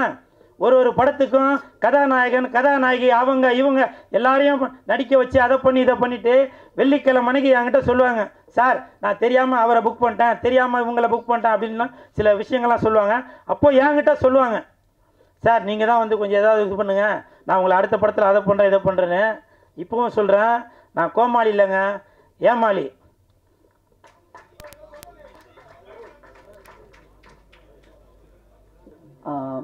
இந்த படத்தில் எனக்கு ஒரு வாய்ப்பு வந்து அண்ணன் எஸ்ஐகே கார்வன் கொடுத்தாங்க. எப்படின்னா, அவங்க என்கிட்ட ஒரு நாள் வந்து ஃபோன் பண்ணினாங்க. ஃபோன் பண்ணிவிட்டு, நான் எஸ்ஐகே கார்வன் பேசுகிறேன், இதில் ஒரு முக்கியமான கேரக்டர் இருக்குது, நீங்கள் பண்ணுறீங்களா அப்படின்னாங்க. பேரை கேட்டோன்னே நான் பண்ணுறேன்னு. ஏன்னா நான் ஒரு நிறைய படங்கள் பண்ணியிருக்கேன், 40 தமிழில் ஒரு 40 படங்கள் பண்ணியிருக்கேன். எனக்கான அங்கீகாரம் வந்து பெருசாக எனக்கு கிடைக்கல. ஸோ ஆனால் முதலாக என்னை வந்து கதாநாயகனாக நினைத்தது வந்து எங்கள் அண்ணன் எஸ்ஐகே கார்வன் அவர்கள் தான். பட் அது நடக்காமல் போயிடுச்சு. அது சில சூழ்நிலையாக வந்து வேறு விதமாக போயிடுச்சு. பட் ஆனால் வந்து என்ன ஒரு கதையின் நாயகனாக நினச்சது அவங்க தான். அதே வந்து எனக்கு ஒரு தன்னம்பிக்கையும் ஒரு தைரியமும் கொடுத்தது. அதனாலே வந்து நான் அண்ணன் சொன்னோடனே நான் வரேன் அப்படின்னேன். அதுக்கப்புறம் வந்து செந்தமிழ் அண்ணன் சீமான் அவர் வந்து எப்படின்னா, தமிழை வந்து நான் ரொம்ப நேசிக்கிறேன், இவரை நான் சுவாசிக்கிறேன், இவர் அண்ணன் வந்து சொல்கிற ஒவ்வொரு வார்த்தைகளுமே வந்து அண்ணன்ட்டு வந்து அதிகமாக பேசுறதில்ல. ஏன்னா நான் தமிழுக்கு எவ்வளோ மரியாதை வச்சுருக்கணும் அதே அளவுக்கு மரியாதை வந்து அண்ணன் மேலே வச்சுருக்கேன். அதனால் நான் தூரத்துலேருந்தே ரசிப்பேன். அண்ணன் பேசுகிற விதங்கள், தமிழுக்காக குரல் கொடுக்கறது, தமிழுக்கான ஒரு மனம், மனித இனத்துக்காக குரல் கொடுப்பாங்க அண்ணன். அது வந்து எனக்கு ரொம்ப வந்து அண்ணன்லாம் வரக்கூடாதா அப்படிலாம் நினச்சிட்டு இருக்கேன். கண்டிப்பாக அது நடக்கும். ஏன்னா நம்ம எண்ணங்கள் தான் ஒரு நாள் வந்து அது பிரதிபலிக்கும். அது கண்டிப்பாக வரும். இந்த படத்தில் வந்து சினிமாட்டோகிராஃபர் கேமராமேன் சுகுமார் அண்ணன் இதில் எனக்கு ரொம்ப சப்போர்ட்டிவாக இருப்பாங்க எப்பொழுதுமே. என்னென்னா என்கரேஜ்மெண்ட் தான். இப்போ நார்மலாக வந்து ஒரு படம் பண்ணுறப்போ வந்து அந்த யூனிட்டே வந்து என்னை வந்து மகி நீங்களாம் வரணும்னு சொல்கிறாங்க. என்னோடய எஃபர்ட் ஃபுல்லும் போட்டுக்கிட்டு இருக்கேன். கண்டிப்பாக இந்த படம் வந்து ஒரு அருமையாக வந்திருக்கு. இந்த படம் மாபெரும் வெற்றி பெற வாழ்த்துக்கள். நன்றி, வணக்கம். படத்தினுடைய ட்ரெய்லரை வந்து அண்ணன் சீமான் அவர்கள் வெளியிடும்போது நிறைய பேர் விமர்சனம் பண்ணியிருந்தாங்க. படத்தினுடைய ட்ரெய்லரில் வந்து ஒரு சமூகத்துக்கு குறிப்பிட்ட மதத்துக்கு எதிரானது மாதிரி இருக்குது, இது வந்து மதம் மாற்றத்துக்கு எதிரான படம் மாதிரி இருக்குது, அதனால் ஒரு கிறிஸ்தவர்கள் வந்து இந்த படத்தை எதிர்ப்பாங்க, அப்புறம் அதே போல் வந்து இஸ்லாமியர்கள் இந்த படத்தை எதிர்ப்பாங்க, படத்தில் வந்து இஸ்லாமிய தொப்பி வச்சுட்டு ஒரு கோவிலில் ஆடுற மாதிரியான காட்சிகள்லாம் இருக்குது அப்படின்னு சொல்லி நிறைய விமர்சனங்கள் எழுந்தது. அப்போ அண்ணன் கூட என்கிட்ட கேட்டாங்க, நீ படம் பார்த்தியாடா, படம் எப்படிடா எடுத்திருக்கான் அப்படின்னாரு. அன்றைக்கு வந்து அண்ணா தரையில் பேசியதை தம்பிகள் திரையில் எடுத்தார்கள். இன்றைக்கு அண்ணன் தரையில் பேசியதை தம்பி திரையில் எடுத்திருக்கார். அவ்வளோதான். நான் அண்ணன் சீமானவர்கள் பேசுகிற அரசியல் பல்வேறு படங்களில் மறைமுகமாக எடுக்கப்படும். அண்ணன் சீமானவர்களுக்கு கிரெடிட் கூட கொடுக்க மாட்டாங்க. வசனங்கள் வந்து அண்ணன் சீமானவர்கள் மேடையில் பேசின வசனமாக இருக்கும், அதை பேசி அவங்க கைத்தட்டி வாங்கிட்டு போயிடுவாங்க, அதுக்கப்புறம் அதை மறந்து போயிடுவாங்க, கடந்து போவாங்க. ஆனால் அண்ணன் அவர்கள் பேசுகிற அரசியலை ஒரு திரைமொழியாக மாற்றி அதற்குள்ள எங்கே நீ போனாலும் உன்னுடைய வேரை மறக்கக்கூடாது அப்படிங்கிறது அந்த படம் சொல்ல வருகிற செய்தி. வையத்துள் வாழ்வாங்க வாழ்பவன் வானுரையில் தெய்வத்துள் வைக்கப்படும் அப்படின்னு சொல்லி வள்ளுவர் சொல்கிறாரு. நம்ம அண்ணன் சீமான் சொல்லுவாங்க, நேற்று வரைக்கும் பெரியப்பாடா, செத்து போயிட்டா மாலை போட்டு கும்புறோம் சாமியாக மாறிடுறாரு. அதே போல தான் நமக்கு முத்துராமலிங்க தேவர் நம்ம கண்ணுக்கு முன்னாடி வாழ்ந்த ஒரு சாமி. அதே போல தான் நம்ம தாத்தா இம்மானுவேல் சேகரனார் கண்ணுக்கு முன்னாடி வாழ்ந்த ஒரு சாமி. அப்படி தான் நம்ம தாத்தா காமராஜர் கண்ணுக்கு முன்னாடி வாழ்ந்த சாமி அப்படின்னு சொல்லி அந்த சீமானவர்கள் மேடையில் பேசுவாங்க. அப்படி இந்த படத்தில் குலசாமிகள் எப்படி உருவாக்கப்படுது, எப்படி இசக்கியம்ம, மாரியம்ம, பேச்சியம்ம, கருப்பசாமி இதெல்லாம் எப்படி உருவாக்கப்பட்டுச்சு அப்படிங்கிறத அவர் ஊரில் பார்த்த கதைகளோடு ஒப்பிட்டு ஒரு திரைக்கதையை உருவாக்கி அண்ணன் கார்வணன் வந்து ஒரு ஆகச்சிறந்த படைப்பை கொடுத்துருக்காரு. தமிழ் குடிமகன் அப்படிங்கிற ஒரு படத்தின் மூலமாக வேறொரு அரசியலை பேசினார். அதே திருநெல்வேலி பக்கத்தில் நம்ம எல்லாரும் வந்து ஒடுக்கப்பட்ட மக்களுக்கான படம்னு சொல்கிறோம். அது குறிப்பாக ஒரு குறிப்பிட்ட சமூகத்துக்கான படத்தை தான் ஒடுக்கப்பட்ட மக்களுக்கான படம்னு சொல்கிறோம். ஆனால் தமிழ் சமூகத்தில் ஒடுக்கப்பட்ட சமூகத்திலேயே, அதாவது பிற்படுத்தப்பட்ட சமூகத்திலேயே நிறைய சமூகங்கள் வந்து புறக்கணிக்கப்படுது. அப்படியே ஒரு புதுரை வண்ணார் அப்படிங்கிற ஒரு சமூகம் யாருமே இது வரைக்கும் வந்து பேசலை. அதை வந்து அண்ணன் இசக்கி கார்வண்ணன் தன் ஊரில் பார்த்ததை அந்த சமூகம் எப்படி புறக்கணிக்கப்படுது அப்படிங்கிறத படத்தில் வந்து காட்சிப்படுத்த தமிழ் குடிமகன். இன்னைக்கு ஓடிடி தளத்தில் அந்த படம் வந்து மிகப்பெரிய வரவேற்பை பெற்றிருக்கிறது. அண்ணன் சீமான் அவர்கள் சமீபத்தில் ஒரு பெரிய அரசியலை உடைச்சி எறிஞ்சார். கிட்டத்தட்ட 50 ஆண்டு காலமாக தமிழ் சமூகத்தில் பெரிய பலூன் போல பெரிதாக்கப்பட்ட பிம்பத்தை உடைச்சி எறிஞ்சார். அண்ணன் சீமான் அவர்கள் உடைச்சி எறிஞ்ச பிம்பத்தை தமிழ் குடிமகன் படத்தில் அண்ணன் இசக்கி கார்வண்ணன் உடைச்சி எறிஞ்சார். ஒரே வேவ்லெங்து. ஏன்னா ஹரிராமகிருஷ்ணன் அப்படிங்கிற பேரை மாற்றி கார்வண்ணன்னு பேர் வச்சது அண்ணன் சீமான் தான். அவர் அண்ணன் சீமானுடைய தம்பி, எங்களுடைய அண்ணன்கள் அவரும் ஒருத்தர். அதனால் இந்த படைப்பு சோரம் போகாது. அது தம்பியின் படைப்பு, தம்பிகளின் தம்பியுடைய படைப்பு. அதனால் இந்த படைப்பு சோரம் போகாது. இந்த படத்தில் ஆகச்சிறந்த இசையை வந்து தீபன் சக்கரவர்த்தி கொடுத்துருக்காங்க. இறுதி பாடல் நம்ம பார்த்தோம். நம்ம படம் முழுக்க பார்க்கும்போது ரொம்ப ஒரு உணர்ச்சி வசப்பட்ட பாடல், ஒரு ருத்ர தாண்டவம்னு சொல்லுவாங்க, சிவதாண்டவம். அதை கண்ணு முன்னாடி பார்த்த மாதிரி இருந்துச்சு. எல்லா பாடலுமே சிறப்பாக வந்திருக்கு. விமல் அவர்களும் சரி ஒரு மிகச்சிறப்பான ஒரு நடிப்பை கொடுத்துருக்காங்க. அவங்க தமிழ் சமூகத்தில் ஒரு புறக்கணிக்க முடியாத நடிகராக இந்த படத்தின் மூலமாக சத்தியமாக வருவார். அதேபோல் படத்தில் நடிச்சிருக்க ஒவ்வொருத்தருக்கும் என்னுடைய வாழ்த்துக்கள். அண்ணன் இசக்கி கார்வனுடைய இந்த படைப்பு வெல்ல என்னுடைய வாழ்த்துக்கள். நன்றி, வணக்கம். மேடையிலே அமர்ந்திருக்கும் பெரியோர்கள் அனைவருக்கும், அண்ணன் செந்தமிழன் ஆருயிர் அண்ணன் சீமான் அவர்களுக்கும் மற்றும் மேடையிலே அமர்ந்திருக்கும் பெரியோர்கள் அவர்களுக்கும், தம்பி சாட்டை துரைமுருகன் அவர்களுக்கும் மற்றும் பெரியோர்கள் எல்லாருக்கும் என்னுடைய வணக்கத்தை தெரிவிச்சுக்கிறேன். இந்த படத்தில் நடிக்க எனக்கு வாய்ப்பு கொடுத்த தயாரிப்பாளர், இயக்குனர் இசக்கி கார்வண்ணன் அவர்களுக்கும் என்னுடைய நன்றியை தெரிவிச்சுக்கிறேன். இந்த படத்தோட ஒளிப்பதிவாளர் சுகுமார் அண்ணனுக்கும் என்னுடைய நன்றியை தெரிவிச்சுக்கிறேன். படத்தோட இசையமைப்பாளர் தீபன் சக்கரவர்த்தி அவர்களுக்கும் நன்றியை தெரிவிச்சுக்கிறேன். மற்றும் சாயாதேவி அவர்களுக்கும், என்னுடன் படத்தில் பணிபுரிந்த அனைத்து நடிகர்களுக்கும், அண்ணன் MS பாஸ்கர் அவர்களுக்கும் என்னுடைய நன்றிகளை தெரிவிச்சுக்கிறேன். தம்பி VR பார்க்குறியா, VR அவர்களுக்கும் நன்றி. கூல் சுரேஷ் அண்ணன் அவர்களுக்கும் நன்றி. மற்றும் அமைந்திருக்கும் அனைவருக்கும் நன்றியை தெரிவித்து விடைபெறுகிறேன். அறிவியல் சார்ந்த கதை தான் எப்பவுமே. ஏன்னா நம்ம இந்த நம்மளை சுற்றி என்ன நடக்குதோ அதுதான் நம்ம கதையாக எடுப்போம். உங்களுக்கு எல்லாருக்கும் தெரியும், என்ன பத்திரிகையாளர்கள், ஒரு பெரிய ரைட்டரு, திரைக்கதை ஆசிரியர், இயக்குனர், எல்லாருமே பத்திரிகையாளங்க தான், உங்களுக்கு தெரியும். அதே மாதிரி என்னை சுற்றி நடந்த சம்பவங்கள் தான் கோர்வையாக அந்த கதை. ஏன்னா நான் தமிழ்ச்செல்வன், தமிழ்ச்செல்வி, முத்துசாமி இவங்கெல்லாம் திடீர்னு காணாமல் போயிட்டாங்க. எங்கடா போனாங்க, என்னடா ஆச்சுன்னு அப்படின்னு பார்த்தா வேற ஒரு பேரில் இருக்காங்க. அந்த பேரை நம்ம திரையில் வச்சுருக்குறோம். அங்கே போயிட்டு என் கூட என் சாமியை கும்பிட்டுட்டு, என்னுடைய குலதெய்வத்தை கும்பிட்டுட்டு, அண்ணன் தான் சொல்லுவான், முதல்ல இந்த உலகத்துக்கு முதல்ல சொன்னது சாமிங்கிறது வேறு யாரும் இல்லை, நம்ம முன்னோர் தான். அங்கே போனவன் நம்ம முன்னோரையே அப்புறம் திட்ட ஆரம்பித்தான். அந்த வழி தான் இந்த படம். ஆனால் இது ஒரு மத படமானா கிடையாது, இது ஒரு பேய் படம் தான், ஒரு ஹாரர் மூவி. இது ஒரு ஹாரர் மூவி. இந்த படத்துக்கு இன்றைக்கி கதாநாயகர்கள் பார்த்திங்கன்னா பாடலாசிரியர்களும் இசையமைப்பாளரும். இந்த பாடலாசிரியர் வந்து நமக்கு வந்து நிறைய பேருக்கு தெரியாமல் இருக்குதுன்னு நான் நினைக்கிறேன். ஏன்னா எனக்கே தெரியாமல் தான் இருந்தது. ஏன்னா ஒரு அசாத்தியமான ஒரு பாடல் இருந்தார். அந்த பாடல் ஆத்தாவும் சேலை அந்த ஆகாயத்தை போல் அப்படின்னு ஒரு பாட்டு வரிகளை பார்த்திங்கன்னா அருமையாக இருக்கும். அந்த சேலை எதுக்கெல்லாம் பயன்பட்டுச்சுன்னு, ஏன்னா இது எல்லாமே அதில் பாதி வரிகள் நமக்கும் சம்மந்தம் இருக்கும். அந்த நீச்சல் அடிக்கிறதுக்கு இடுப்பில் கட்டி நீச்சல் படித்தது, அப்பனுக்கு வந்து போத்துனதுக்கு, அப்புறம் வந்து கையில் காயம்பட்டின கிழிச்சு கட்டுறதுக்கு, தொட்டில் கட்டி ஆட துள்ளி அப்படின்னு துளி கட்டி தாளாட்ட அப்படின்னு எல்லா வரிகளும் இருக்கும். கடைசியாக பார்த்தா செத்தாலும் போத்த வேணும் அப்படின்னு அந்த சேலை வச்சுருப்பாங்க. இல்லை ஒரே ஒரு வரி என்னென்னா, எங்கள் ஊரில் அதாவது நம்ம தமிழருடைய மரபிலே அதுதான், யாராவது இறந்துட்டா அந்த நீர்மாலை எடுத்துகிட்டு போவாங்க.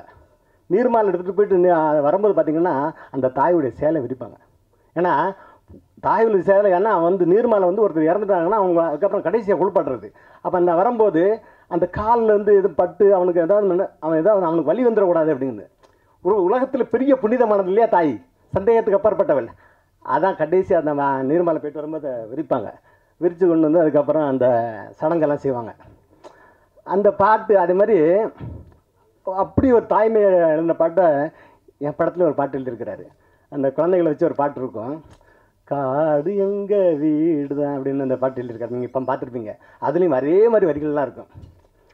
மேடு பள்ளம் எல்லாமே எங்களுக்கு மெத்த போல், ஆடு கூட அத்தை போல் பேசுமேன்னு ஒரு வரி எழுதியிருப்பாருங்க. ஏன்னு கேட்டிங்கன்னா, தாய் கூட நம்மளை வந்து கோவப்படும் போது அடிச்சிருவாங்க, அத்தை அதை செய்ய மாட்டாங்க. ஏன்னா எனக்கு அது ரொம்ப அந்த வரி பாதிச்சிச்சு. ஏன்னா எனக்கு ஒரு அத்தை இருந்தாங்க, அவங்க வந்து பார்த்திங்கன்னா அவங்க பிள்ளைங்கள்லாம் பாம்பேக்கு போயிட்டாங்க. பாம்பே போனதுக்கப்புறம் எங்களுக்கு வயதான காலத்தில் அவங்கள கூட்டிகிட்டு போயிட்டாங்க. கூட்டிகிட்டு போனால் அவங்களுக்கு இந்த இறக்குற தருவாய் வரும்போது எனக்கு ஊருக்கு போய் ஆகணுங்கிறாங்க. ஊரில் உங்களுக்கு யார் இருக்கிறா பார்க்கறதுக்கு அப்படின்னு சொல்லும்போது என் தம்பி பசங்க இருக்கிறாங்க அப்படின்னு சொல்லியிருக்காங்க. நான் நிஜமாகவே உணர்ச்சி பட்டு அழுதேன். போய் அவங்கள போய் பாம்பேல போய் ஃப்ளைட்டில் கொண்டு வந்தோம். அது மாதிரி அந்த அத்தையோடைய பாசத்தை அந்த பாட்டில் ஒரே வரியில் சொல்லியிருப்பார், ஆடு போல் பாசம் காட்டும், அந்த அத்தை போல் பாசம் காட்டும் ஆடு அப்படின்னு. அதே மாதிரி நிறைய வரிகள் அந்த அந்த பாட்டில் நிறைய இருக்குது. நீங்கள் பார்த்தீங்க, மிகப்பெரிய உண்மையில் எனக்கு ரொம்ப பிடிச்சிருந்து அவரை எனக்கு அறிமுகப்படுத்தின ஒரு கேமராமேன் சுகுமார் அவர்கள். ஏகாதசின்னு சொன்னேன், நான் சரின்ட்டேன். ஆனால் அவர் இந்த ஒத்த பாடல், அதே மாதிரி அந்த பாட்டை பார்த்திங்கன்னா எங்கள் ஊர் திருவுடையான் அவர்கள் பார்த்திங்கன்னா அந்த தபலை வாசிச்சே படிச்சிருப்பார். பிரமாதமாக இருக்கும். அந்த அண்ணன் பாட்டு, அண்ணன்னா அந்த பாட்டை ஃபுல்லாக பாடி காட்டுவார். நம்ம அது அண்ணனுக்கு தான் அது வந்து வரும். அடுத்து பார்த்திங்கன்னா அந்த இந்த பாட்டில் அந்த படத்தில் மிகப்பெரிய ரோல் வந்து இசையமைப்பாளர் தீபன் சக்கரவர்த்தி அவர்கள். நான் வந்து அந்த வீராய் மக்கள்னு ஒரு படம் பார்த்தேன், பாட்டு கேட்ட உடனே நான் அவரை பார்க்கணும், அவர் தான் நமக்கு படத்துக்கு இசையமைக்கணும் அப்படின்னு சொன்னார். அதே மாதிரி அதுக்கு தகுந்த மாதிரி அவர் இசை பிரமாதப்படுத்திருக்காரு. அதில் பின்னணி இசை மிரட்டிருப்பார். ஏன்னா இது ஆர்ஆர் மூவி இல்லையா, அது இசை தானே பெரிய விஷயமா இருக்கும், அதை அவர் மிரட்டி இருப்பார். அதே மாதிரி அடுத்து நம்ம சொல்ல வேண்டியது கேமராமேனுக்கு பார்த்திங்கன்னா இந்த அவர் தரையில் படம் இருக்கிறத விட மலையை பார்த்துட்டாருன்னா மலையிலே பரப்பார். அப்படியே அவர் படங்கள்லாம் பார்த்திங்கன்னா மைனா, கும்கி எல்லாமே மலை சார்ந்து தான் அவருக்கு ரொம்ப அல்வா சாப்பிட்ற மாதிரி பிரமாதப்படுத்திருப்பார். அங்கே ட்ரோன்ஸ் பறக்கிறதா இல்லை, இவர் பறந்துருப்பார். எனக்கு வந்து அவ்வளோ பெரிய காட்சி. ஏன்னா அண்ணன் வந்து அந்த ட்ரெய்லர் பார்த்துட்டு சொல்லியிருக்காரு, யார் கேமரா அப்படின்னு கேட்டிருக்காரு. அண்ணன் சீமன் அந்த ஷாட்டை வந்து அவருக்கு அந்த ட்ரெயிலர் காட்டும்போது சொல்லியிருக்காரு. அந்த அளவுக்கு பிரமாதப்படுத்திருக்காரு. அடுத்தது இந்த படத்துடைய ஹீரோ விமலை வேலை வாங்குற மாதிரி வேறு எந்த ஹீரோவும் வேலை வாங்க முடியுமான்னு எனக்கு தெரியலை. நம்ம நிறைய ஹீரோ வச்சு படம் எடுக்கலை. ஏன்னா அந்த சில விஷயங்கள் நம்ம சொல்லும்போது இந்த களவாணியில் சொல்லுவார்ல, அந்த பொண்ணுகிட்ட வந்து அந்த இன்னும் கட்டிக்க மாட்டேன்னு சொல்லுவேன், நெல் மட்டும் வேணுமான்னு அந்த வாயிலே பேசுவார். வேண்டாம் அப்படிம்பார். அதே மாதிரி நம்ம கதை சொன்ன உடனே நம்ம டைலாக் சொன்னால் இதானே அப்படிம்பார். ரொம்ப பிரமாதமான ஒரு கலைஞரை வந்து விமல். அடுத்து சாயாதேவி, அவங்களும் வந்து அழைக்காமல் அந்த அண்ணனுக்கும் தங்கச்சி, அவங்க அண்ணனா கேமராமேன் சுகுமார் இதில் நடிச்சிருப்பார். நம்ம தங்கையை அவர் நடிச்சிருப்பார். போட்டு அடிச்சிருப்பாங்க. அடியெல்லாம் சண்டைலாம் போடும்போது பார்த்திங்கன்னா நானும் சில நேரம் பயந்துவேன். ஏன்னா அதான் அந்த பொண்ணு இவர் ஒரு கை தான் பிடிச்சானே காணும், கழுத்தை பிடிச்சிட்டு அப்படி சுற்றி ரூமெல்லாம் அடிச்சு எனக்கு ரொம்ப பயமாக இருந்தது. எங்கே இருக்கார் கூல் சுரேஷ். நான் கூல் சுரேஷ்கிட்ட சொன்னேன், கூல் சுரேஷ் நீங்கள் தரையில் நடிக்காதீங்க, நீங்கள் திரையில் நடிங்க, நீங்கள் உங்களுக்கு நல்லா நடிப்பு வருது, நீங்கள் கோமடி மாதிரி இது மாதிரிலாம் பண்ணாதீங்க அப்படிம்பேன். இப்போ கூட நம்ம இந்த சத்தியமாக நான் இந்த வேஷம் போட்டு வரக்கூடாதுன்னு தான் சொல்லியிருந்தேன். அவர் வந்துட்டார். ஏன்னா அவரை பிறவி குணம் மாதிரி அது சிலலாம் அவர் கூட வந்துட்டான்னு தெரியல, தடுக்க முடியல. ஆனால் உண்மையில ஒரு பிரமாதம் நடிகன். படத்தில் அந்த நீங்கள் பார்த்தீங்கன்னா தெரியும், அருமையாக நடிச்சிருப்பார். அடுத்தது எடிட்டர் புவன். அதில் பார்த்தீங்கன்னா இந்த படத்தில் காட்சி ஒவ்வொரு காட்சியும் அடுத்தடுத்த இந்த விசாரணை காட்சியெல்லாம் அருமையாக பண்ணியிருப்பாப்புல. நம்ம எடுத்துகிட்டு கொடுத்துட்டோம், அதை கட் பண்ணி அந்த ஷார்ட்டை அங்கே போட்டு இது இங்கே போட்டு இந்த சீன் இங்கே போட்டு அப்படி இது என்ன பண்ணலாம் அப்படின்னு பண்ணும்போது அவர் கட் பண்ணி இருங்க ஒரு நிமிஷம் இருங்க அப்படின்னு அவர் கட் பண்ணி அந்த சீனை கொண்டு வருவார். பிரமாதமாக செஞ்சுட்டார். மிக முக்கியமான கதாபாத்திரம் பார்த்திங்கன்னா எங்கள்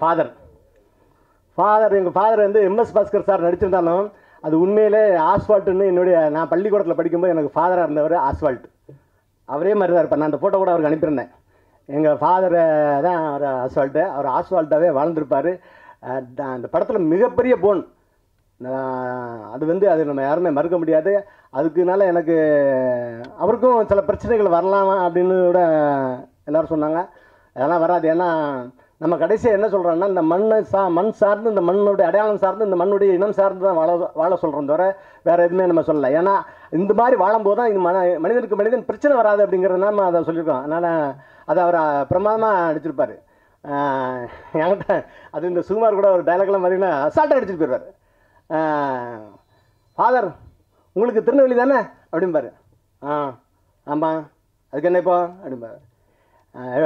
எப்படி கண்டுபிடிச்சேன் பார்த்தீங்கன்னா அப்படின்னு காதல் சுகுமார் கேட்பாப்புல. எப்படி கண்டுபிடிச்ச ஃபாதர்? திருநெல்வேலி தான் பாசைக்கும் ஃபாதருக்கும் ஃபேமஸான ஊர் ஆச்சுல்ல அப்படிம்பாரு. அசால்ட்டாக ரொம்ப அசால்ட்டாக பண்ணிட்டு போயிடுவார். எனக்கு உண்மையிலே எனக்கு ரொம்ப ஏன்னா எம்எஸ் பாஸ்கர் சார் தான் நடித்தால் மட்டுமல்ல தன்னை முதல்ல வந்து எல்லாரையும் நிற்க வச்சு அவங்களெல்லாம் என்னை அடித்து காட்ட சொல்லுவார். அதனால் உண்மையில் பிரமாதமான ஒரு நடிகர். அதை நம்ம சொல்ல வேண்டியதில்லை.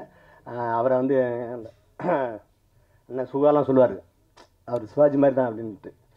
அந்த அளவுக்கு அவர் நல்ல நடிகர்.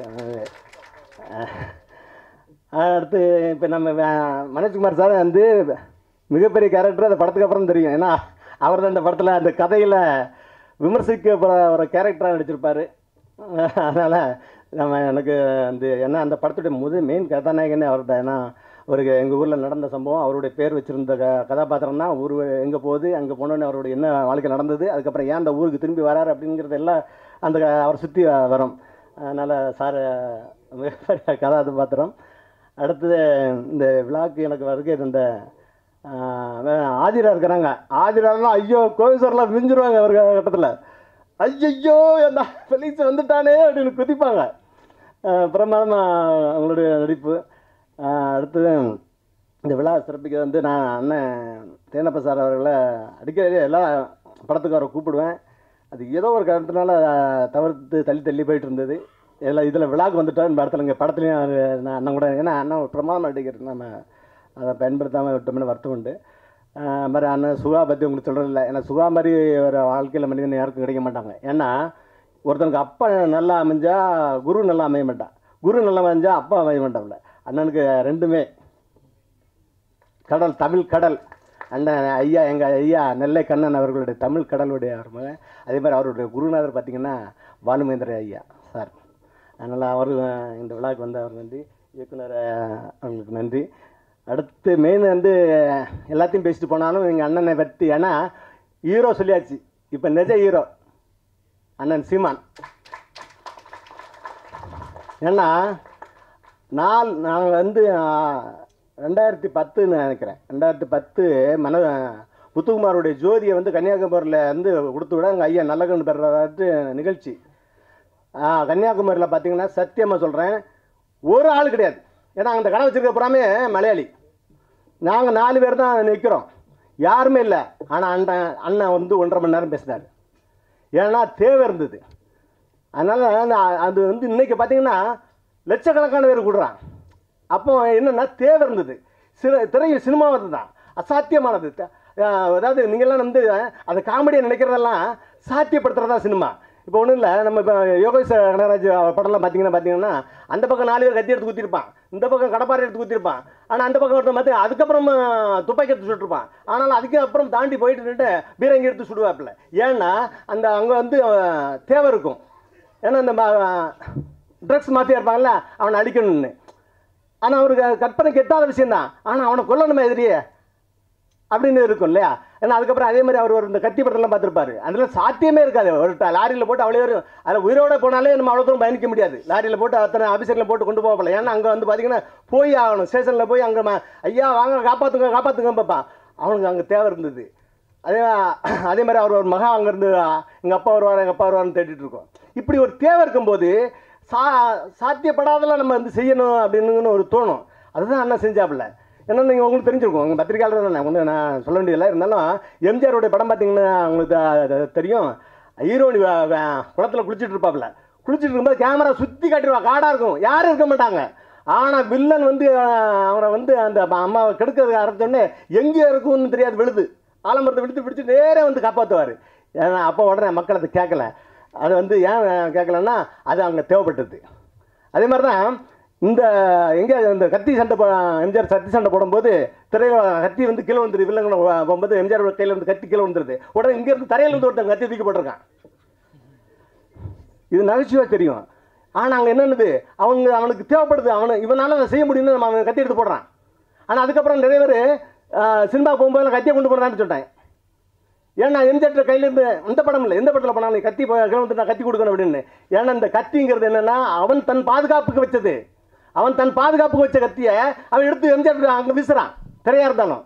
அதே மாதிரி இந்த நான் இந்த கத்தி எடுத்து வீசினேன் யாருக்காங்கன்னா சீமானனுக்காக.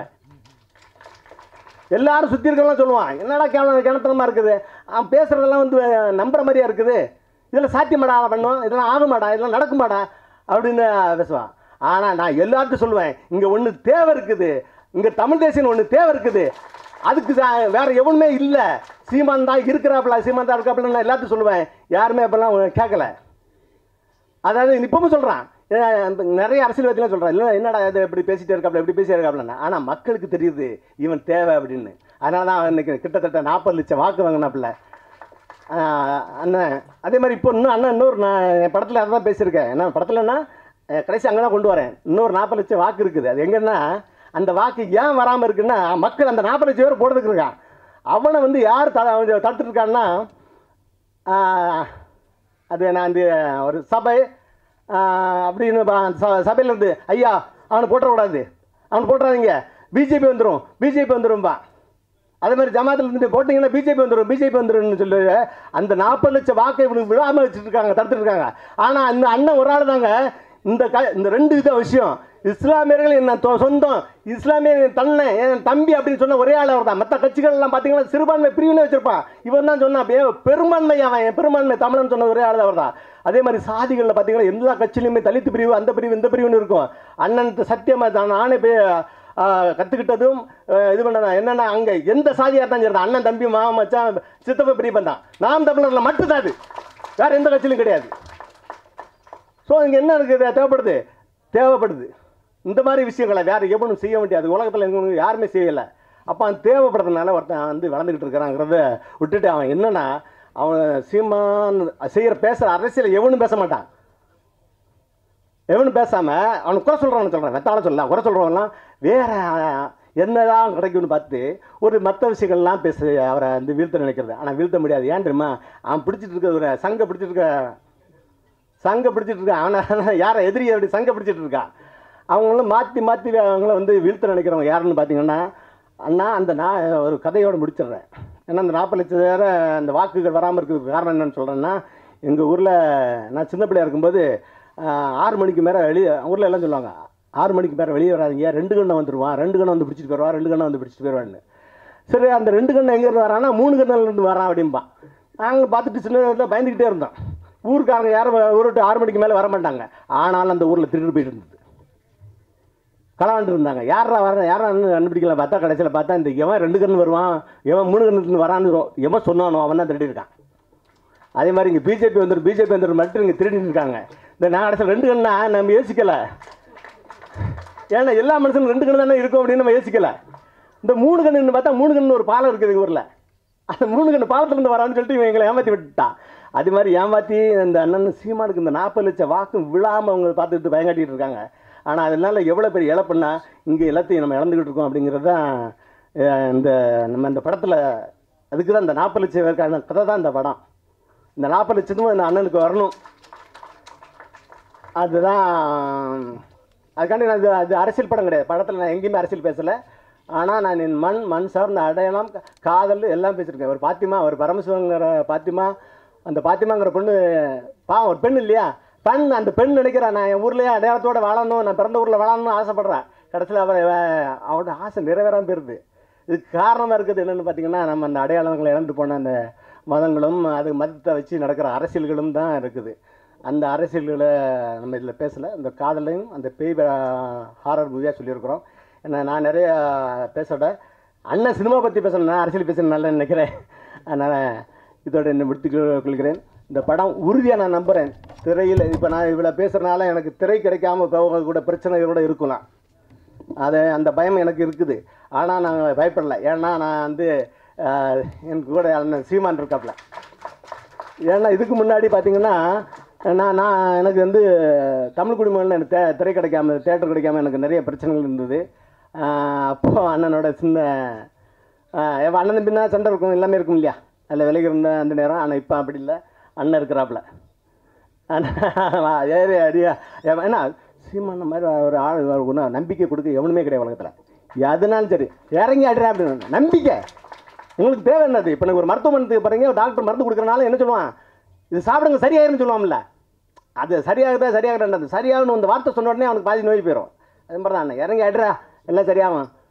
ஏன்னா எனக்கு முதல்ல சொன்னது ஏதாவது பெருமையாக நம்ம பேசினா, டேய் நம்மளை பற்றி நாமளே பெருமையாக பேசலாம், எந்த நாயிட நம்மளை சொல்லுவான் அப்படின்பாரு. அது மாதிரி நாம் எல்லாத்துக்கும் பெருமை சொல்லலாம். நம்ம பெருமையை சொல்லாமல் அடுத்தவனை எல்லோரும் பெருமையாக சொல்லிகிட்டு இருப்போம். அது வந்து ரொம்ப தாழ்மனப்பான்மையிலான ஒரு விஷயம். அதனால் மற்றவங்களை பெருமையாக சொன்னோன்னே அப்போ நம்ம தலைமைக்கு தகுதி இல்லாத ஆள் அப்படின்னு மற்றவங்களை பெருமை பேசினா அவன் தலைமைக்கு வந்துடுவான்.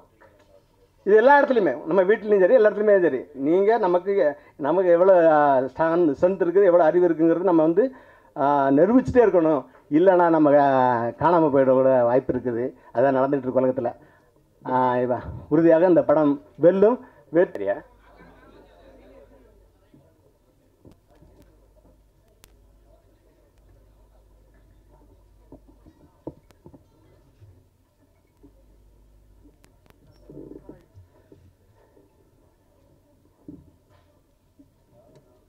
பரமசிவன் ஃபாத்திமா திரைப்படத்தினுடைய பாடல் வெளியீட்டு விழாவிற்கு வருகை தந்திருக்கிற அச்சு ஊடக காட்சி ஊடக அன்பு உறவுகள் அனைவருக்கும்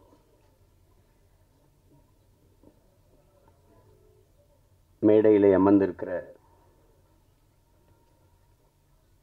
பெருமக்கள், கலைஞர்கள், அரங்கை நிறைத்து அமர்ந்திருக்கிற என் அன்பு சொந்தங்கள் அனைவருக்கும் என்னுடைய அன்பும் வணக்கமும்.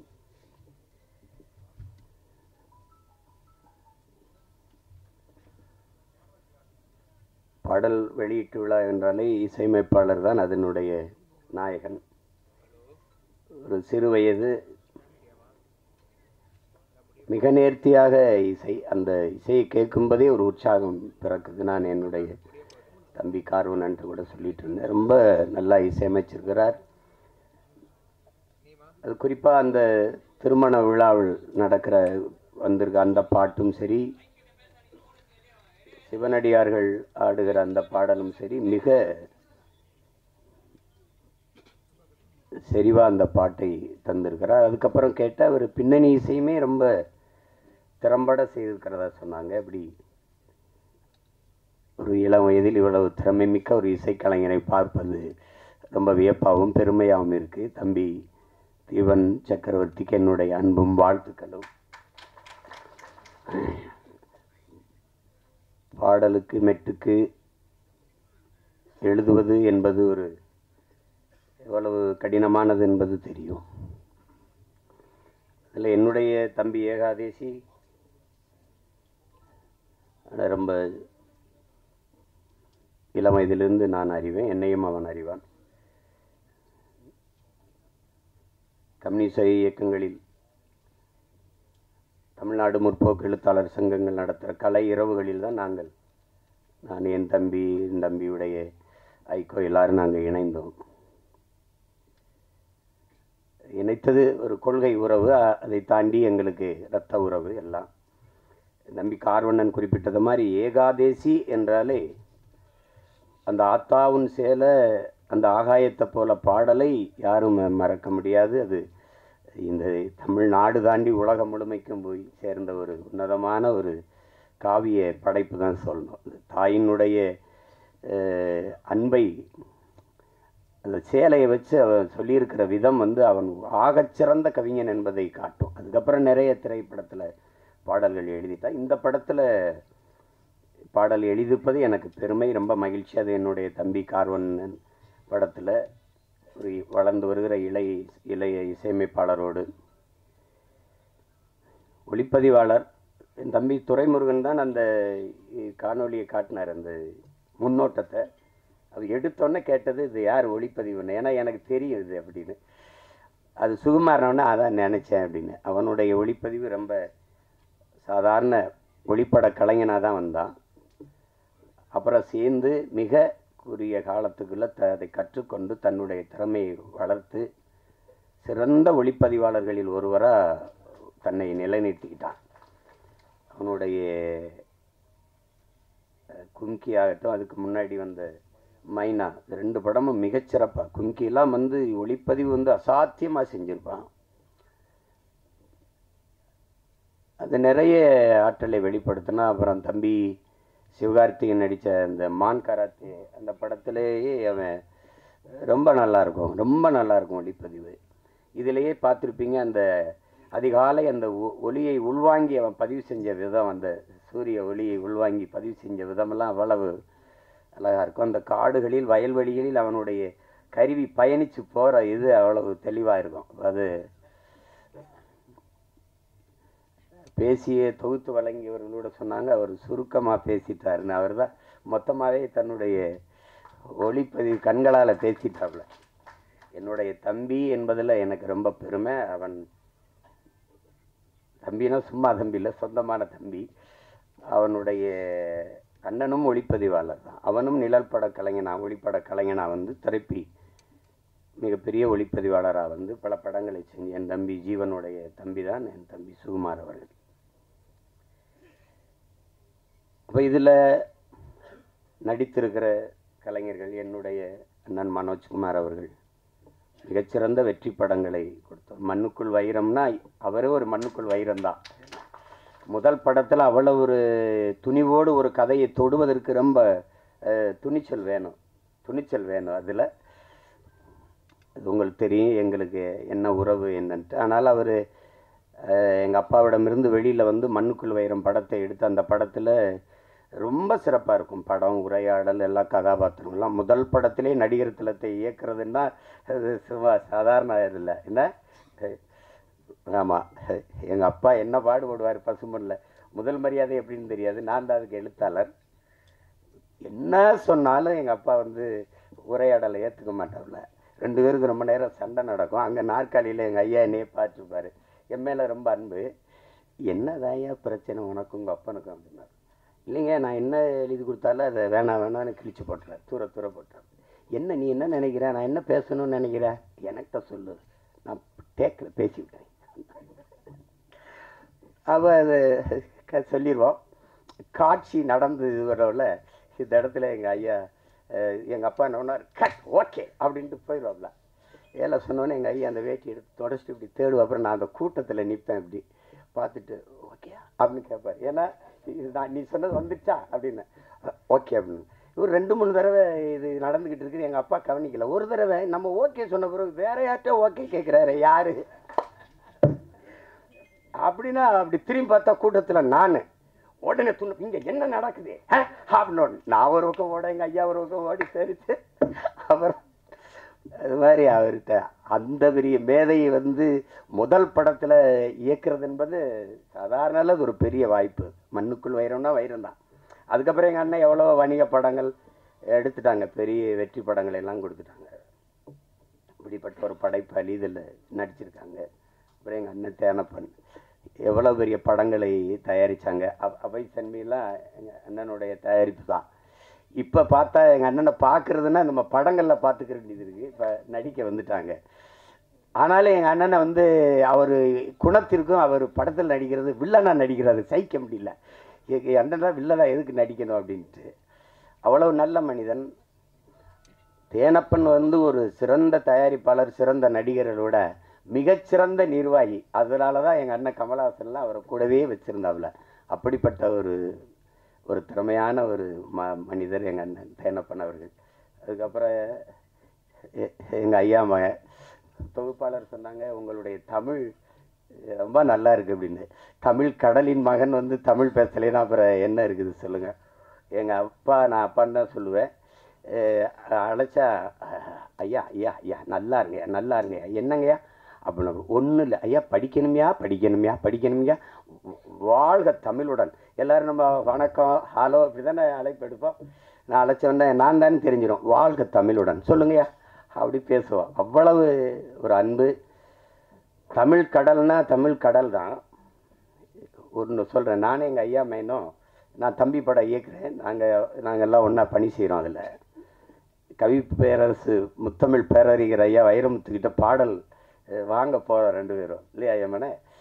அப்போ இங்கே இருக்குது ட்ரஸ்ட்புரத்தில். அங்கே போய் உட்காந்து பேசிட்டு இருக்கும்போது நான் அறிமுகப்படுத்துகிறேன் ஐயாவோட பையன் அப்படின்னு. உட்காருங்கன்னு பேசிட்டு ஐயா சொன்னது ஞாபகம் இருக்குது வைரமுத்து அவர்கள்.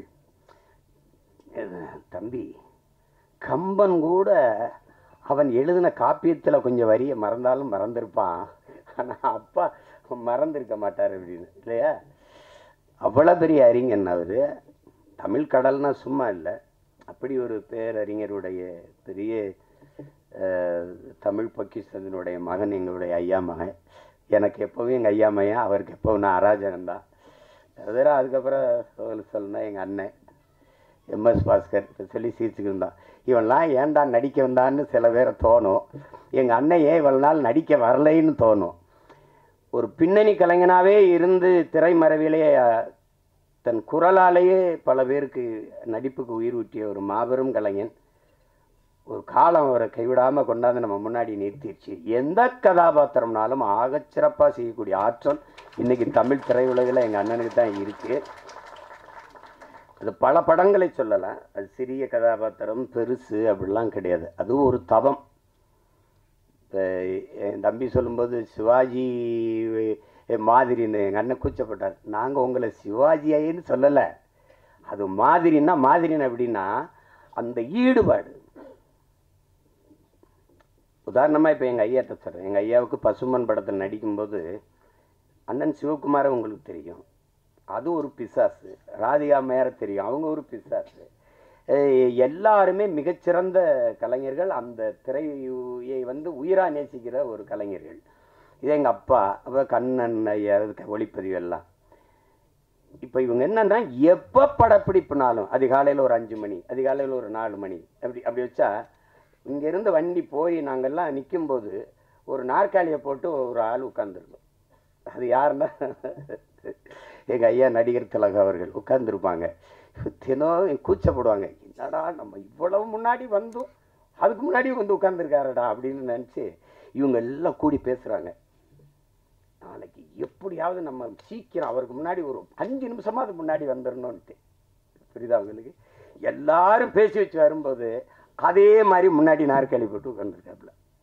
ஏண்டாடே ஐயோக்கிய பிள்ளைலாம், எனக்கு முன்னாடி நீங்கள் வந்துடுவீங்களா அப்படின்னு.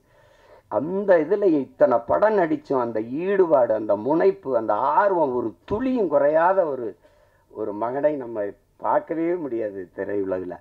அது மாதிரி இப்போ எங்கள் அண்ணனுக்கு என்னென்னா எந்த கதாபாத்திரம் கொடுத்தாலும் அந்த அர்ப்பணிப்பு முழுக்க உள்வாங்கி அந்த கதாபாத்திரத்தின் தன்மையோடு இணைந்து வெளிப்படுத்துகிற ஆற்றல் இன்றைய தலைமுறையில் எங்கள் அண்ணன் எம்எஸ் பாஸ்கருக்கு இணையாக யாரும் இல்லை. அது சின்ன இப்போ நீங்கள் அண்மையில் இப்போ ஓடிக்கொண்டிருக்கிற டூரிஸ்ட் ஃபேமிலி அந்த படத்தை பார்த்தீங்கன்னா கூட அந்த பையனை தம்பி சசியை இவர் கொடுமைப்படுத்துகிறாருங்கும்போது நம்ம கோபமாக வரும். அவன் நிற்கும்போது அவன் நான் கேரளா மலையாளின்னு சொன்னது இல்லை, நான் இலங்கையிலேருந்து வந்திருக்கேன், ஈழத்தமிழன்னொன்னே சாவியை தூக்கி போட்டு வண்டிடு சேவ் பண்ண போகணும் அப்படின்னு வரல. அது இங்கிலீஷ் நடிகை. என்ன இங்கிலீஷ் நடிகை? எங்கள் அண்ணன் கருப்பாக போயிட்டானே ஒழிய அவன் இங்கிலீஷ் நடிகனுக்கெல்லாம் பெரிய நடிகன், மிகப்பெரிய கலைஞன். அவனுக்கு ஒரு வரம் வந்திருக்கு பாருங்க, தாத்தா காமராஜுக்கு குரல் பதிவு கொடுத்த கலைஞர். அது எவ்வளோ பெரிய இது, எப்படி சிலர் வருது இதெல்லாம். இன்னும் எனக்கு நான் ஒரு தாய் குழந்தையோட ஐயா என் புருஷன் இப்படி போலீஸ் பிடிச்சிட்டு போயிடுச்சா, ஏன் பிடிச்சிட்டு போனா அங்கே சும்மா பிடிச்சிட்டு போயிருக்க மாட்டாங்களே, இல்லை சாராயம் தானே பாத்தியா, சாராயம் தானே ஐயா என் குடும்பம் கிடுமா அதுனா சேச்சே போப்போ அதெல்லாம் கொலகார போய் கொலை பண்ணால் அவனை மன்னிக்கலாம், ஒரு குடும்பம்தான் போகும், சாராயம் வச்சா தான் ஊரே நாசமாக போயிடும், போப்பா உடனே மன்னிக்க முடியாது அப்படிம்பாரு. அதெல்லாம் அது அந்த அவர் என்ன உடல் மொழியில் நடித்தாரோ அதே அளவுக்கு தன்னுடைய குரல் வளர்த்தால் குரல் நடிப்பில் போய் பொருத்தி பேசுறதுங்கிறது குரல் கலைஞர்கள்ங்கிறது சாதாரணம் கிடையாது. அப்படி எண்ணற்ற படங்களுக்கு உயிர் கொடுத்த மகன் இன்னைக்கு திரையில் நம்ம பார்க்குறோம். நானே எங்கள் ஐயா மேனும் பேசிக்கிட்டு இருந்தாலும் ஒரு 15-20 வருஷத்துக்கு முன்னாடி வந்திருக்கக்கூடாதா அப்படின்னு. அது அவ்வளோ பெரிய அற்புதமான ஒரு கலைஞன் எம்எஸ் பாஸ்கரன் தான். அவர் இந்த படத்தில் நடிச்சிருக்கிறார், அது என் தம்பியோட இயக்கத்தில். என்கிட்ட கேட்குறாரு, நீ ஏன்டா எனக்கு வாய்ப்பே கொடுக்கலன்னு. நான் படம் எடுக்கிற நிலைமையிலையாண்டா இருக்கிறேன் அப்படின்ட்டு. அதுக்கப்புறம் என்னுடைய தம்பி விமல், நாங்கள் அவனை கதாநாயகனாக பார்க்குறது இல்லை. எங்கள் குடும்பத்தில் ஒரு இளைய தம்பி அவன். எங்களுக்கு எல்லாருக்கும் அப்படி தான். அவன் மேலே நாங்கள் எல்லாரும் பேரன்பு வச்சுருப்போம். எங்கள் குடும்பங்கள் இருக்கிற எல்லா நிகழ்வுலையும் அவன் இருப்பான். அப்படி செல்ல தம்பி அவர். அவனுடைய வெற்றி, அவனுடைய வளர்ச்சியில் எங்களுக்கெல்லாம் பெரும் ஆர்வமும் பெரும் மகிழ்ச்சியும் இருக்குது. இன்னும் அவனுக்கு கலவாணி மாதிரி படம் வரணும், இருந்தாலும் அவனுக்கு வாகை சுடவா மாதிரி படம் நிறையா வரணுங்கிறதா என்னுடைய இது. அந்த படத்தில் என் தம்பி சர்க்குணமும் இன்னும் அவனுக்கும் அந்த மாதிரி ஒரு படம் வரணும். என் தம்பி விமலுக்கும் அவ்வளவு சிறந்த ஒரு படம். அது பல விருதுகளை எல்லாம் வென்றது. ஒரு வாழ்வியலை அந்த வறண்ட நிலப்பகுதியில் வாழ்கிற செங்கல் காலவாயில் இருக்கிற அந்த மக்கள், அந்த பிள்ளைகளின் கல்வி, எவ்வளோ சிறந்த படைப்பில் நடித்து அந்த தம்பி இதில் கதாநாயகன் நடிச்சிருக்கிறார். சாயா அவங்க எங்கள் அண்ணன் பொண்ணு. அவங்க மறந்துருப்பாங்க. ஒரு தடவை எங்கள் அண்ணன் மகள் நடிச்சுக்கிட்டு இருக்காவா அறிமுகப்படுத்தினார் யார் கண்ணன். நாங்கள்லாம் ஒரே குடும்பம். அதில் நம்ம வீட்டு பொண்ணு நம்ம படத்தில் நடிச்சிருக்கிறது பெருமை. அடுத்து சேஷாஸ்விதா அவங்க கேட்டேன். அவங்க பேர் கனிமொழின்னாங்க. அவங்க இப்போ சேஷ்வதா ஏதோ பேரை மாற்றி வச்சுருக்காங்க. தமிழ் எப்படி அழியுதுன்னு கேட்டிங்கன்னா இப்படி தான். கனிமொழின்னு ஒரு பேரை மாற்றி வைக்கிறது அப்படி தான். என்ன பண்ணுறது, ரெயின்போன்லேயே தமிழில் எழுதுங்கன்னு சொல்கிற நிலமையில் இருந்தால் அதெல்லாம் நம்ம மொழியில் பேர் வச்சுக்கிறது கூச்சப்பட வேண்டியது இல்லை. நீங்கள் நல்ல பேர், அதெல்லாம் உங்கள் பேர் கனிமொழி அவர்கள். அடுத்து என்னுடைய தம்பி குல் சுரேஷ், என் மண்ணுக்காரன், என் மேலே பெரிய பாசம் கொண்டவன். என்ன மனசில் பட்டதை கூச்சமெல்லாம் பேசுவான். அது மற்றவங்களுக்கு வெறுப்பாக இருக்குது. இப்போ என்னையெல்லாம் பார்த்தா சில பேருக்கு அருவறுப்பாக இருக்குது, வெறுப்பாக இருக்குது. என்னத்தையோ பேச்சு கிடக்கிறாப்புல இருந்தால் அப்படின்னு. அது மாதிரி தான் அது அவனுடைய இயல்பு. அவனுக்குள்ள நல்ல ஒரு மனிதன் இருக்கான், நல்ல மனிதாபிமானம் இருக்குது. இரு உட்காரு. சிவன் கைகட்டி நின்னா சரியா இல்லை. என் பாட்டன் ஆதி பெரும்பாட்டன் கைகட்டுறது சரியா இருக்காது. அதுக்கப்புறம் விஆர் அவர் விமல் அவர், நீங்கள் நல்லா வரணும், நல்ல உடலை நல்லா பேண்டுறீங்க, உங்களுக்கு பாராட்டு. நீங்கள் அதை தொடர்ச்சியாக செய்யுங்க. இன்றில் என்றாவது சரியான வாய்ப்பு வந்துடும். என் தம்பி அருண் விஜய் தெரியுமா, ஒய்எம்சியில் நாங்கள்லாம் பயிற்சி எடுப்போம். அப்போ அவன் நல்லா உடலை வச்சுருப்பான். வாய்ப்பு சரியாக வரலை. நான் சொன்னேன், நீ இதை மட்டும் சரியாக செஞ்சுக்கிட்டே இரு, ஒரு நாள் நீ சரியான இடத்துக்கு வந்து வென்றுவாங்க. அதே மாதிரி அவனுக்கு படம் வந்து அடிச்சிட்டான். தடயம் அந்த படங்கள்லாம் வந்து குற்றம் 23 அடிச்சிட்டான். அதனால் அதை மட்டும் சரியாகுங்க. உங்களுக்கு ஒரு சான்று உட்காருங்க சார். எனக்கு எங்கள் அண்ணன் சரத்குமாரை நான் அண்ணன் தான் கூப்பிடுவேன். நாங்கள் ரொம்ப நெருக்கம். விண்ணூர்தி நிலையத்தில் சந்தித்தோம். இப்போ பொன்னியின் செல்வன் வெளியாயிடுச்சு. வணக்கம் இந்த வயசில் ஐஸ்வர்யா ராய் ஜோடி கேட்குது அப்படி. டே உனக்கு பொறாமேடா அவர் சார், டே உடலை நல்லா வச்சுக்கிட்டா எந்த வயசுலேயும் சாதிக்கலாம்டாங்கிறல. அதை தான் எல்லாருக்கும் சொல்கிறேன். நம்பிக்கையோடு இருங்க, சாதிக்கலாம். அப்புறம் எல்லாரையும் சொல்லிட்டேன். தம்பி பூவன் படத்தொகுப்பாளர். அதுக்கப்புறம் அம்மா ஆதிரா அவர்கள், அவங்க எங்கள் ஊர் பொண்ணு. அவங்க பாண்டிச்செல்வி. அவங்கள வந்து இன்றைக்கி பார்த்தாலும் அந்த மருது படத்தில் 2 கையிலையும் கம்பெடுத்து சுற்றுறதா இந்த காட்சி தான் எனக்கு ஞாபகத்துக்கு வருது. ரொம்ப அருமையான பெண்மணி. நமக்கு தமிழ் திரையுலகில் கிடைச்ச ஒரு இயல்பான முகம், இயல்பான நடிப்பை வெளிப்படுத்தக்கூடிய ஒரு திறமையான கலைஞர். அவங்களுக்கு என்னுடைய அன்பும் வாழ்த்துக்களும். எல்லாரையும் சொல்லிட்டேன்னு நினைக்கிறேன். என் தம்பி சுகுமார் இருக்கான். திரையுலகத்தை தாண்டி நடிப்பு, இதை தாண்டி என் மேல் அன்பு கொண்ட ஒருத்தன். அவனுக்கு மொழி இனப்பற்று அதிகம். காதல் படத்தில் இருந்தே தம்பி சுகு எனக்கு தெரியும். அப்புறம் மகேந்திரன் சிறந்த கலைஞன். அவனுக்கு வாய்ப்பு சரியாக அமையலை. அவன் நடித்த சல்லியர்னு படம் இருக்குது, சல்லியர்கள். அதில் அவன் தான் கதாநாயகன். மிகச்சிறப்பாக நடிச்சிருப்பான். இருக்கானா போயிட்டான். மகேந்திரன் ரொம்ப சிறப்பாக நடிச்சிருப்பான். ஒரு போராளியாக வந்திருப்பான். அவருக்கு காலம் இருக்குது, எங்கே போயிருப்பது. நல்ல திறமையான கலைஞன். அப்புறம் என் தம்பி துரைமுருகன், சரி, அவன் சமூக பற்றாளர், சமூக ஆர்வலர். ஆமாம், என் தம்பி கிடாரி அப்படின்னா உங்களுக்கு தெரியும். அது காலையில் கிடாரி மாடுகள் நாங்கள் சொல்லுவோம். அது ஒரு திமிர் எடுத்த தெனவெடுத்தது அது சொல்லுவோம். அது கிடாரி படத்தில் ரொம்ப அருமையான இது கையாண்டிருக்கு. குறிப்பாக எங்கள் அண்ணன் வேல ராமூர்த்தியுடைய கதாபாத்திரம் எனக்கு இன்னும் மனசில் இருக்குது. தம்பி பிரசாத் முருகேசன் அவர்கள். அதை நாங்கள்லாம் அந்த படத்தை பார்த்து யார் இயக்குனர்னு நான் எங்கள் ஐயா மேனும் பேசி பார்ப்பேன். மத்தகம் பார்த்துட்டு தான் கேட்ட ஐயா மேனை, யார் ஐயா மேனை இவ்வளவு சிறப்பாக எடுத்துருக்கு, எங்கள் கிடாரி பட இயக்குனர் தானோன்னா அதுக்கப்புறம் நானே அழைச்சி பேசி வாழ்த்தினேன். ரொம்ப திறம்பட்ட, அவனுக்கு என் மேலே அன்பு இருக்கு இல்லையோ, அவனுடைய மகனுக்கு என் மேலே பேரன்பும் பிடிப்போம். என்னை பார்க்குறதுக்காக வந்திருக்காருனாங்க, நான் அவனை சந்திக்கணும். இது எல்லாரையும் சொல்லிட்டேன். என்னுடைய தம்பி கார்வண்ணனை பற்றி உங்களுக்கு சொல்லணும். நாங்கள்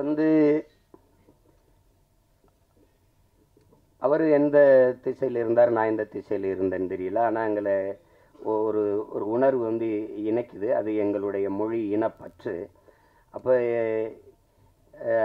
அவர் எடுத்த படங்கள், இப்போதானே படம் பார்க்கும்போது அவர் பெட்டிக்கடை முதல் படம், அதுவும் கிராமத்தில் நடந்த அனுபவத்தில் எடுத்தது தான்.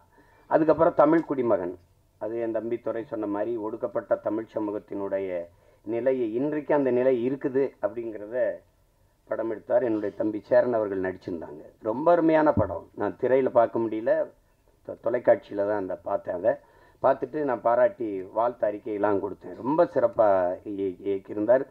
அது உரையாடல்கள், திரைக்கதை, போக்கு எல்லாமே மிக நேர்த்தியாக இருந்தது. அடுத்தது இப்போ இந்த படம் மிக சிறப்பாக வரும்னு நினைக்கிறேன். அவர் தொடர்றது ஒரு பிரச்சனையை, அந்த பிரச்சனையை பயந்து தான் அதை சரி செய்ய முடியாமையே போயிடுது. அது ஒரு சமூகத்தில் இருக்கிற பெரிய அவலம் தான். சில இதை பேச மறந்துடும் இல்லையா? மேல்பாதி மங்கலத்தில் கோயிலுக்குள்ள விடலைன்னா நமக்கு எதுக்கு பிரச்சனைன்னு நினைக்கிறாங்க. அது ஓட்டுக்காக நிற்கிறவன் தான் அதை சிந்திப்பான், நாட்டுக்காக நிற்கிறவன் அதையெல்லாம் சிந்திக்க முடியாது. நீ போட்டா போடு, போடலைன்னா போ, சரி எதுவோ அதுதான். உலகத்தில் என் அன்பு சொந்தங்கள் உங்களுக்கு சொல்லுவேன், உலகத்தில் சாதித்த எல்லோரும், இந்த உலகத்தை இவ்வளவு பெரிய மாறுதலுக்கு கொண்டு வந்த எல்லோரும் தன் மனச்சான்று வழிகாட்டுதன்படி நடந்தவன் தான் இவ்வளவு பெரிய மாறுதலை கொண்டு வந்திருக்கான். நீங்கள் சின்ன சமரசம் செஞ்சாலும் அது சரியாக வராது. வெளியின என்ன சொல்கிறா, நீங்கள் ஒவ்வொருத்தனும் என்ன சொல்கிறான், உலகமே உன்னை இதை செய் என்று சொன்னால் சரியில்லை என்று பட்டால் செய்யாத, உலகமே செய்யாதே என்று சொன்னால் சரி என்று பட்டால் செஞ்சிருந்தான். அதுதான் கோட்பாடு. அதை தான் நம்ம செய்யணும். விவேகானந்தர் நமக்கு என்ன கற்பிக்கிறார்? எதற்காகவும் உண்மையை விட்டு கொடுத்துறாத, ஆனால் உண்மைக்காக நீ எதையும் விட்டு கொடுங்கிறது. இதே வெவ்வேறு வடிவத்தில், ஒவ்வொரு வடிவத்தில் ஒவ்வொரு தத்துவ ஞானிகளும் மேதைகளும் சொல்லி வந்திருப்பாங்க. ஆனால் இதே தான் எங்கள் தலைவர் என்ன சொல்றார், நாம் சாகலாம், சாதாரணமானவர்கள், ஆனால் சத்தியம் தோற்றதாக சரித்திரத்தில் செய்தி இல்லை. நாம் சத்தியத்தின் பக்கம் நிற்கிற சத்தியத்தின் மக்கள், நாம் வெல்லுவோம்ங்கிறதுல அது என்கிட்ட தான் சொல்றாருல. அது அந்த மாதிரி நம்ம எதிர்க்கும். நபிகளே என்ன சொல்றாரு, அநீதியை கண்டு அச்சம் இல்லாமல் துணிந்து எதிர்ப்பவன் எவனோ அவனே உண்மையான ஜிகாத்துங்கிறாங்க. அநீதின்னு தெரிஞ்சிருச்சு, அப்ப எதிர்க்கணும். சேகவாரன் என்ன சொல்றான், உலகத்தில் எங்கெங்க அநியாயம் நடக்குதோ அதை கண்டு நீ பொறுக்க முடியாமல் கோவப்படுவாய், ஆனால் நீனும் என் தோழனாங்கிறான். நீனும் என் தோழன் தான். நான் தம்பி படத்தில் இறுதியில் அந்த உரையாடல் அவருடைய கோட்பாடை அதை எடுத்து போட்டிருப்பேன். அப்போ அது அச்சப்பட்டுக்கிட்டே இருந்தால் மேல் பாதியில் குடிக்கிற நீரில் இந்த நூற்றாண்டில் ஒருத்தன் சிங்கத்தை கலக்கிறான்னா அதையும் சகித்துக்கிறது, எல்லாத்தையும் சகித்துக்கிறது. சகித்து தான் ஒரு அடிமை எப்படி பிறக்கிறான்னு நினைக்கிறீங்க? அடிமை எப்படி பிறக்கிறான்? அநீதியை கண்டு எதிர்க்க துணிவில்லாதவன் அதை சகித்துக் கொள்கிறான், தொடர்ந்து சகித்துக் கொள்கிறவன் அடிமையாகிறான். இவ்வளவுதான் அடிமையின் பிறப்பு. அப்படிதான் நம்ம அடிமை ஆயிட்டோம். எதை உங்களால ஏத்துக்க முடியுது? ஊழல் தெரியுது, லஞ்சம் தெரியுது, மணலள்ளி விற்கிறான் தெரியுது, சாராங்காய்ச்சி விற்கிறான், கஞ்சா வின்னு கொக்கைன்னு எல்லாம் விற்கிறான் தெரியுது, ஆனாலும் கேட்க முடியாது. இதுதான் இது காரணம் பயம். அதையும் எங்க தலைவர், இந்த மரணம் என்ற ஒன்றுக்கு பயப்படுவதாலே இந்த மானுட சமூகம் பல்வேறு துன்ப துயரங்களை தூக்கி சுமக்குதுங்கிறவள. எதுக்கு பயப்படணும்? நான் உயிரோடு இருக்கிற வரை சாவு என்கிட்ட வராது. நான் சாகும்போது நான் உயிரோடு இருக்க மாட்டேன். மரணம் என்கிட்ட வரும்போது உயிரோடு இருக்க மாட்டேன். எதுக்கு பயப்படணும்? பயப்படுறதுனால ஒருத்தர் நீண்ட நாள் வாழ்ந்துருவானா நம்ம எல்லாம் பயந்துட்டே இருக்கலாம். அர்த்தமற்றது. பயம்ங்கிறது கோழைகளின் தோழன், அது வீரனுக்கு எதிரி.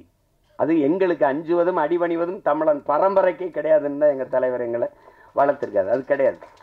அதில் ஒரு இயக்குனராக நீங்கள் என் தம்பி கார்வண்ணனை பார்க்குறீங்க. அவள் படம் என் தம்பி துறையெல்லாம் பார்த்துட்டாரு, நான் பார்க்கல. அது பார்க்குறதுக்கான நேரம் வாய்க்கல. இந்த 3 பாடல்கள், அவர் எடுத்த முன்னோட்டம், அவர் சொல்லுகிற செய்தி, அதிலேயே தெரியுது அவர் எதை தொட்டு எதை சொல்ல போகிறாரு அப்படின்னு. இங்கே ஒன்று நீங்கள் கவனிங்க, மதம் மாறிக்கொள்ளக்கூடியது, ஆனால் மொழியும் இனமும் மாறிக்கொள்ள முடியாது. அது அடிப்படையில் நீங்கள் புரிஞ்சுக்கணும். மதத்தையும் தாண்டிய ஒரு புனிதம் இருக்குது, அதுதான் மனிதம். அதை யாரும் இவர்கள் தேடுவதும் இல்லை, போகிறதும் இல்லை. இஸ்லாமியருக்கு ஒன்று உயிர், கிறிஸ்தவனுக்கு ஒரு உயிர், இந்துக்கு ஒரு உயிர் என்று கிடையாது. எல்லா உயிரும் யார் மேலே கீறினாலும் ரத்தம் ஒன்று தான். ஆக மொத்தம் இப்போ நீ நானும் 10 மாதம் தான் நம்ம தாத்தா பட்டுக்கோட்டை பாடினது நிலையில் வச்சுக்கணும். இதுதான் இங்கே இருக்கிற பிரச்சனை. எல்லாருக்கும் எல்லா மதங்களையும் மனிதம் இருக்குது, எல்லா மதங்களையும் சிக்கல் இருக்குது. இதை கடந்து போய் இன்றைக்கி இந்த உலகத்தில் எல்லாரும் மனிதனை மனிதன் கொள்வதற்கு, இத்தனை உயிர் அழிப்பதற்கு எத்தனை விதமான ஆயுதங்களை கண்டுபிடிக்கிறான். ஆனால் அந்த ஆயுதங்களையெல்லாம் வெல்லுகிற ஒரு ஆற்றல் அவன்கிட்ட இருக்குது, அதுதான் பேரன்பு. அந்த அன்பால் எல்லா ஆயுதங்களையும் வீழ்த்த முடியும். அதுதான் இன்னைக்கு நீங்கள் உலகத்தில் எவன் பாடுனா, புதியதொரு உலகம் செய்யும் கெட்ட போரிடும் உலகத்தை வேரோடு சாய்ப்பவன் பண்ணது என் தாத்தன் புரட்சி பாவலன் தான். அவனுடைய பேரனும் பேத்திகளும் கெட்ட போறனால வேரோட சாஞ்சிச்சு ஈழத்தில். அதானே அது சிக்கல். அந்த மாதிரி நேரத்தில் இறுதி போர்க்கட்ட சூழலில் என் தலைவன் இருந்து நான் வந்த பிறகு தொடர்ச்சியாக பேசி பேசி சிறைப்படுத்தப்பட்டேன். யாருமே என்கிட்ட நெருங்க பயந்தாங்க. ஓராண்டுகளுக்கு மேலே சிறையிலே இருந்துட்டேன். அப்போ அந்த நேரத்தில் ரொம்ப சோர்வு. அப்போ என்னை தேடி ஒருத்தர் படம் எடுக்கணும்னு வர்றாப்ல, ஒருத்தர் வரார். வந்தவர் அவர் அதுக்கு முன்னாடி 2 படம் எடுத்துருக்காரு. வந்து என்னோட வந்து படம் எடுக்கணும்னு வந்தோடனே அந்த மனநிலையில் படம் இருக்கலாம். ஆனால் என்னோட வந்தது அவர் ஆறுதலாக இருந்தது.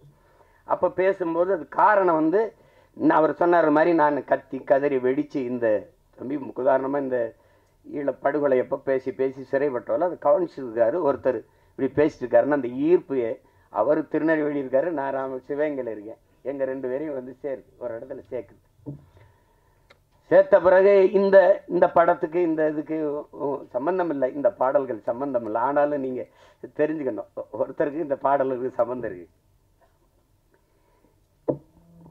விழி மூடி மறைந்தாலும் முத்துக்குமரா, எங்கள் மனதோடு நிறைந்தாயே முத்துக்குமரா, தாய் அன்போடு தனையேந்த முத்துக்குமரா, உன் பெரும் தியாகம் மறவோமே பச்சை தமிழா, நீ விழி மூடி மறைந்தாலும் முத்துக்குமரா, எங்கள் நீ மனதோடு நிறைந்தாயே முத்துக்குமரா, பகைமையும் துரோகமும் தாய் மண்ணை சூழ, பாவிகள் கூட்டமோ நம்மை வந்து ஆள, எரிமலையாயளவே மறந்திங்கு போக, எலி பொறியில் எலியாய் தமிழனும் நோக, மனம் பொறுக்காமல் சென்னறுப்பாலே உனை தீண்டியே எம் உணர்வையே எரிய வைத்தாயே நீ. இந்த பாட்டு இருக்கு பாருங்க. விழி மூடி மறைந்தாலும் முத்துக்குமரா, எங்கள் மனதோடு நிறைந்தாயே முத்துக்குமரா.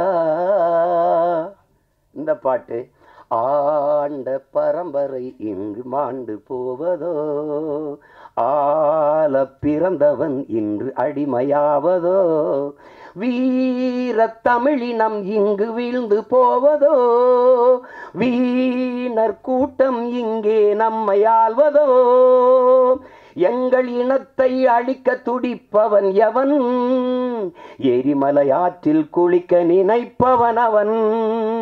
இந்த பாட்டு தலைமகனே எம் பிரபாகரனே, தலைநகரே திரிகோண மலையே. இந்த பாடல்கள் வந்து இன்னைக்கு தமிழ்நாட்டில் எல்லா இடங்களையும் ஒலிக்குது. எங்களுடைய இன உணர்வுள்ள மக்கள் கூட்டங்களில் இது பரவலாக கேட்கப்படுது. எங்களுடைய கட்சி பாடலில் இது ஒரு கொள்கை பாடலாக பரப்பப்படுது.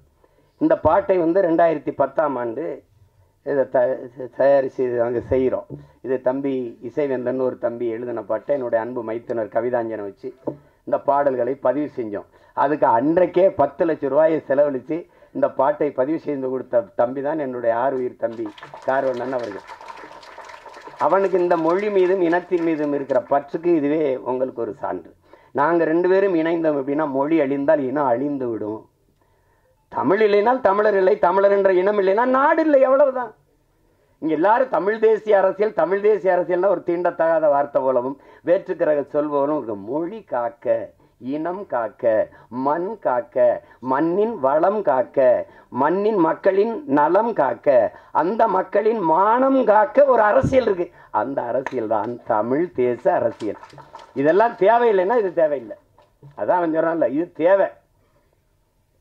எங்கள் முன்னோர்கள் கேபி விஸ்வநாதனோ, அண்ணல் தங்கவோ, மறைமலையடிகளோ, அல்லது சிவானந்தமோ, சிங்காரவேலரோ, ரெட்டமலை சீனிவாசனோ, ஐத்தியாச பண்டிதரோ, மாப்போசியோ, சீபா ஆதித்தனாரோ வரும்போது அவனுடைய பேரன் சீமான் நிற்கிற புறச்சுழல் இல்லை. அன்னைக்கு காவிரியில் தண்ணி கேட்டால் அடித்து விரட்டல. அன்னைக்கு கச்சத்தையை பறித்து கொடுத்துட்டு சுட்டு சுட்டு 840 மீன் வந்து சுட்டு போடல. மீத்தேன் எடுப்போம், என் பூமி தாயின் ஈரக்கொலை அறுக்கலை, அணுவில் ஸ்டெர்லைட்னு இப்படி நச்சு ஆலைகளை நிறுவி எங்களை கொல்லலை. எதை தேடினாலும் இந்த அரசியல் தேவைப்படுது. தேவைதான் கண்டுபிடிப்பின்டா. இந்த அரசியல் வேணுமா, ஜெயிக்குமா ஜெயிக்காதா, அதை விட தேவையா தேவையில்லையா, அதுதான் கோட்பாடு. அப்போ அந்த அடிப்படையில் நாங்கள் இணைந்து பணி செய்தோம். என் தம்பி என்னோட ஒரு தம்பியாக, உணர்வால் இணைந்தாலும் உறவான ஒரு உயிரான தம்பியாக எனக்கு முதன்மை தளபதியாக களத்தில் நின்னா என் தம்பி கார்வண்ணன். அவன் நாங்குநேரி தொகுதியில் 2016ஆம் ஆண்டு நாங்கள் 234 சீமான் வர்றாப்புலையா, 234 பேர் முதல்ல இருக்கானா கட்சியிலேன்னு கேட்டாலாம் இருக்கு. இப்போ மறுபடியும் போட போகிறானா தனிச்சுன்னு கேட்குறாலும் இருக்குது.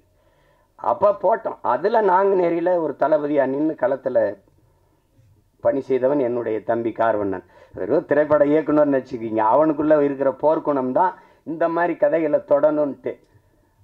அன்னைக்கு அவனுக்கு ஆதரவு இல்லை, இன்னைக்கு அண்ணன் இருக்கேன், அண்ணனுக்கு பின்னாடி பெரிய படை இருக்குது, அதனால் அது ஒன்றும் இல்லை. இது திரையரங்கு கிடைக்குமா கிடைக்காதான்னு ஒரு அச்சப்படுற சூழலில் நம்மளை தள்ளி விட்டுருக்காங்க.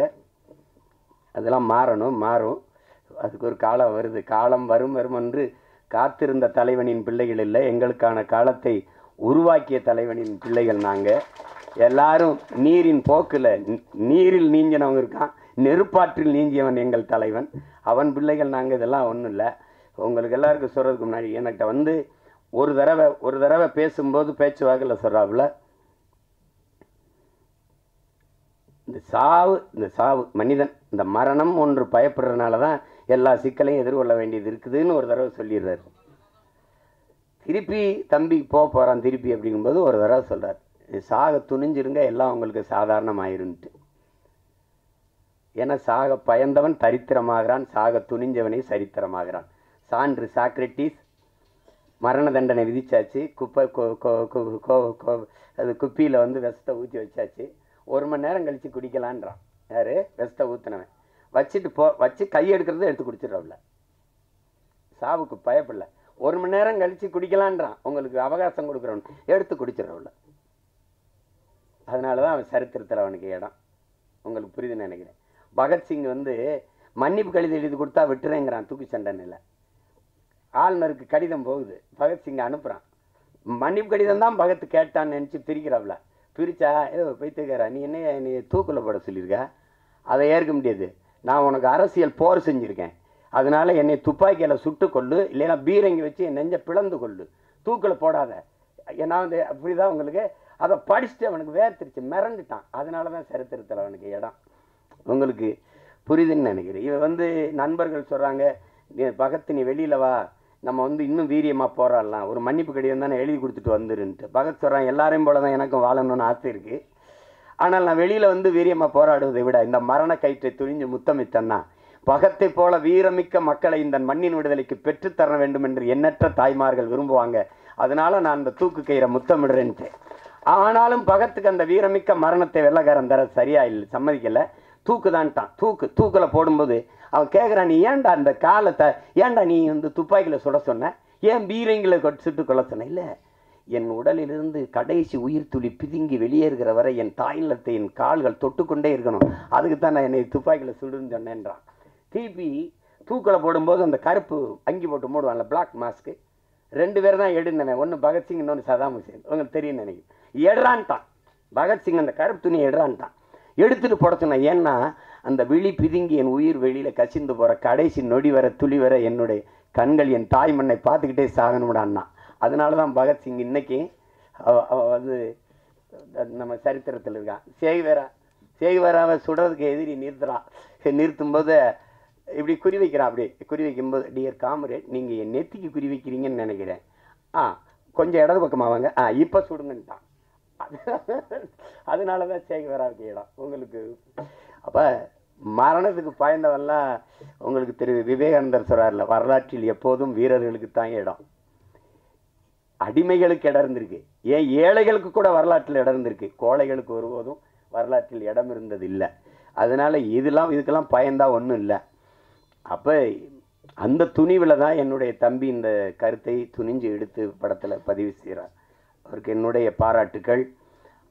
அவன் என் தம்பிக்கு இருந்த இந்த திரையுலக மேலே இருந்த பற்று வெளிப்படுது பாருங்க. அவனே தயாரித்து, அவனே இயக்கி, அதில் ஒரு கதாபாத்திரத்தில் நடித்து, தொடர்ந்து இது தமிழ் குடிமகனும் அவருடைய தயாரிப்பு தான், அவருடைய இயக்கத்தில் இது பண்ணியிருந்தார். இப்போ அந்த முயற்சியை நான் முழுக்க பாராட்டுறேன். என் தம்பி கார்வண்ணனுடைய படைப்பு என்பது என்னுடைய படைப்பு. நானே இயக்கியது போல் ஒரு மகிழ்ச்சி, எனக்கு ஒரு உற்சாகமும் ஒரு பெருமையும் இருக்குது. அந்த படம் உறுதியாக வெல்லும். உலகெங்கும் இருக்கிற என் உயிர் சொந்தங்கள் என் தம்பிக்கு நல்ல ஆதரவு கொடுத்து இந்த படத்தை மாபெரும் வெற்றி படமாக மாற்றணும். அதுதான் அது.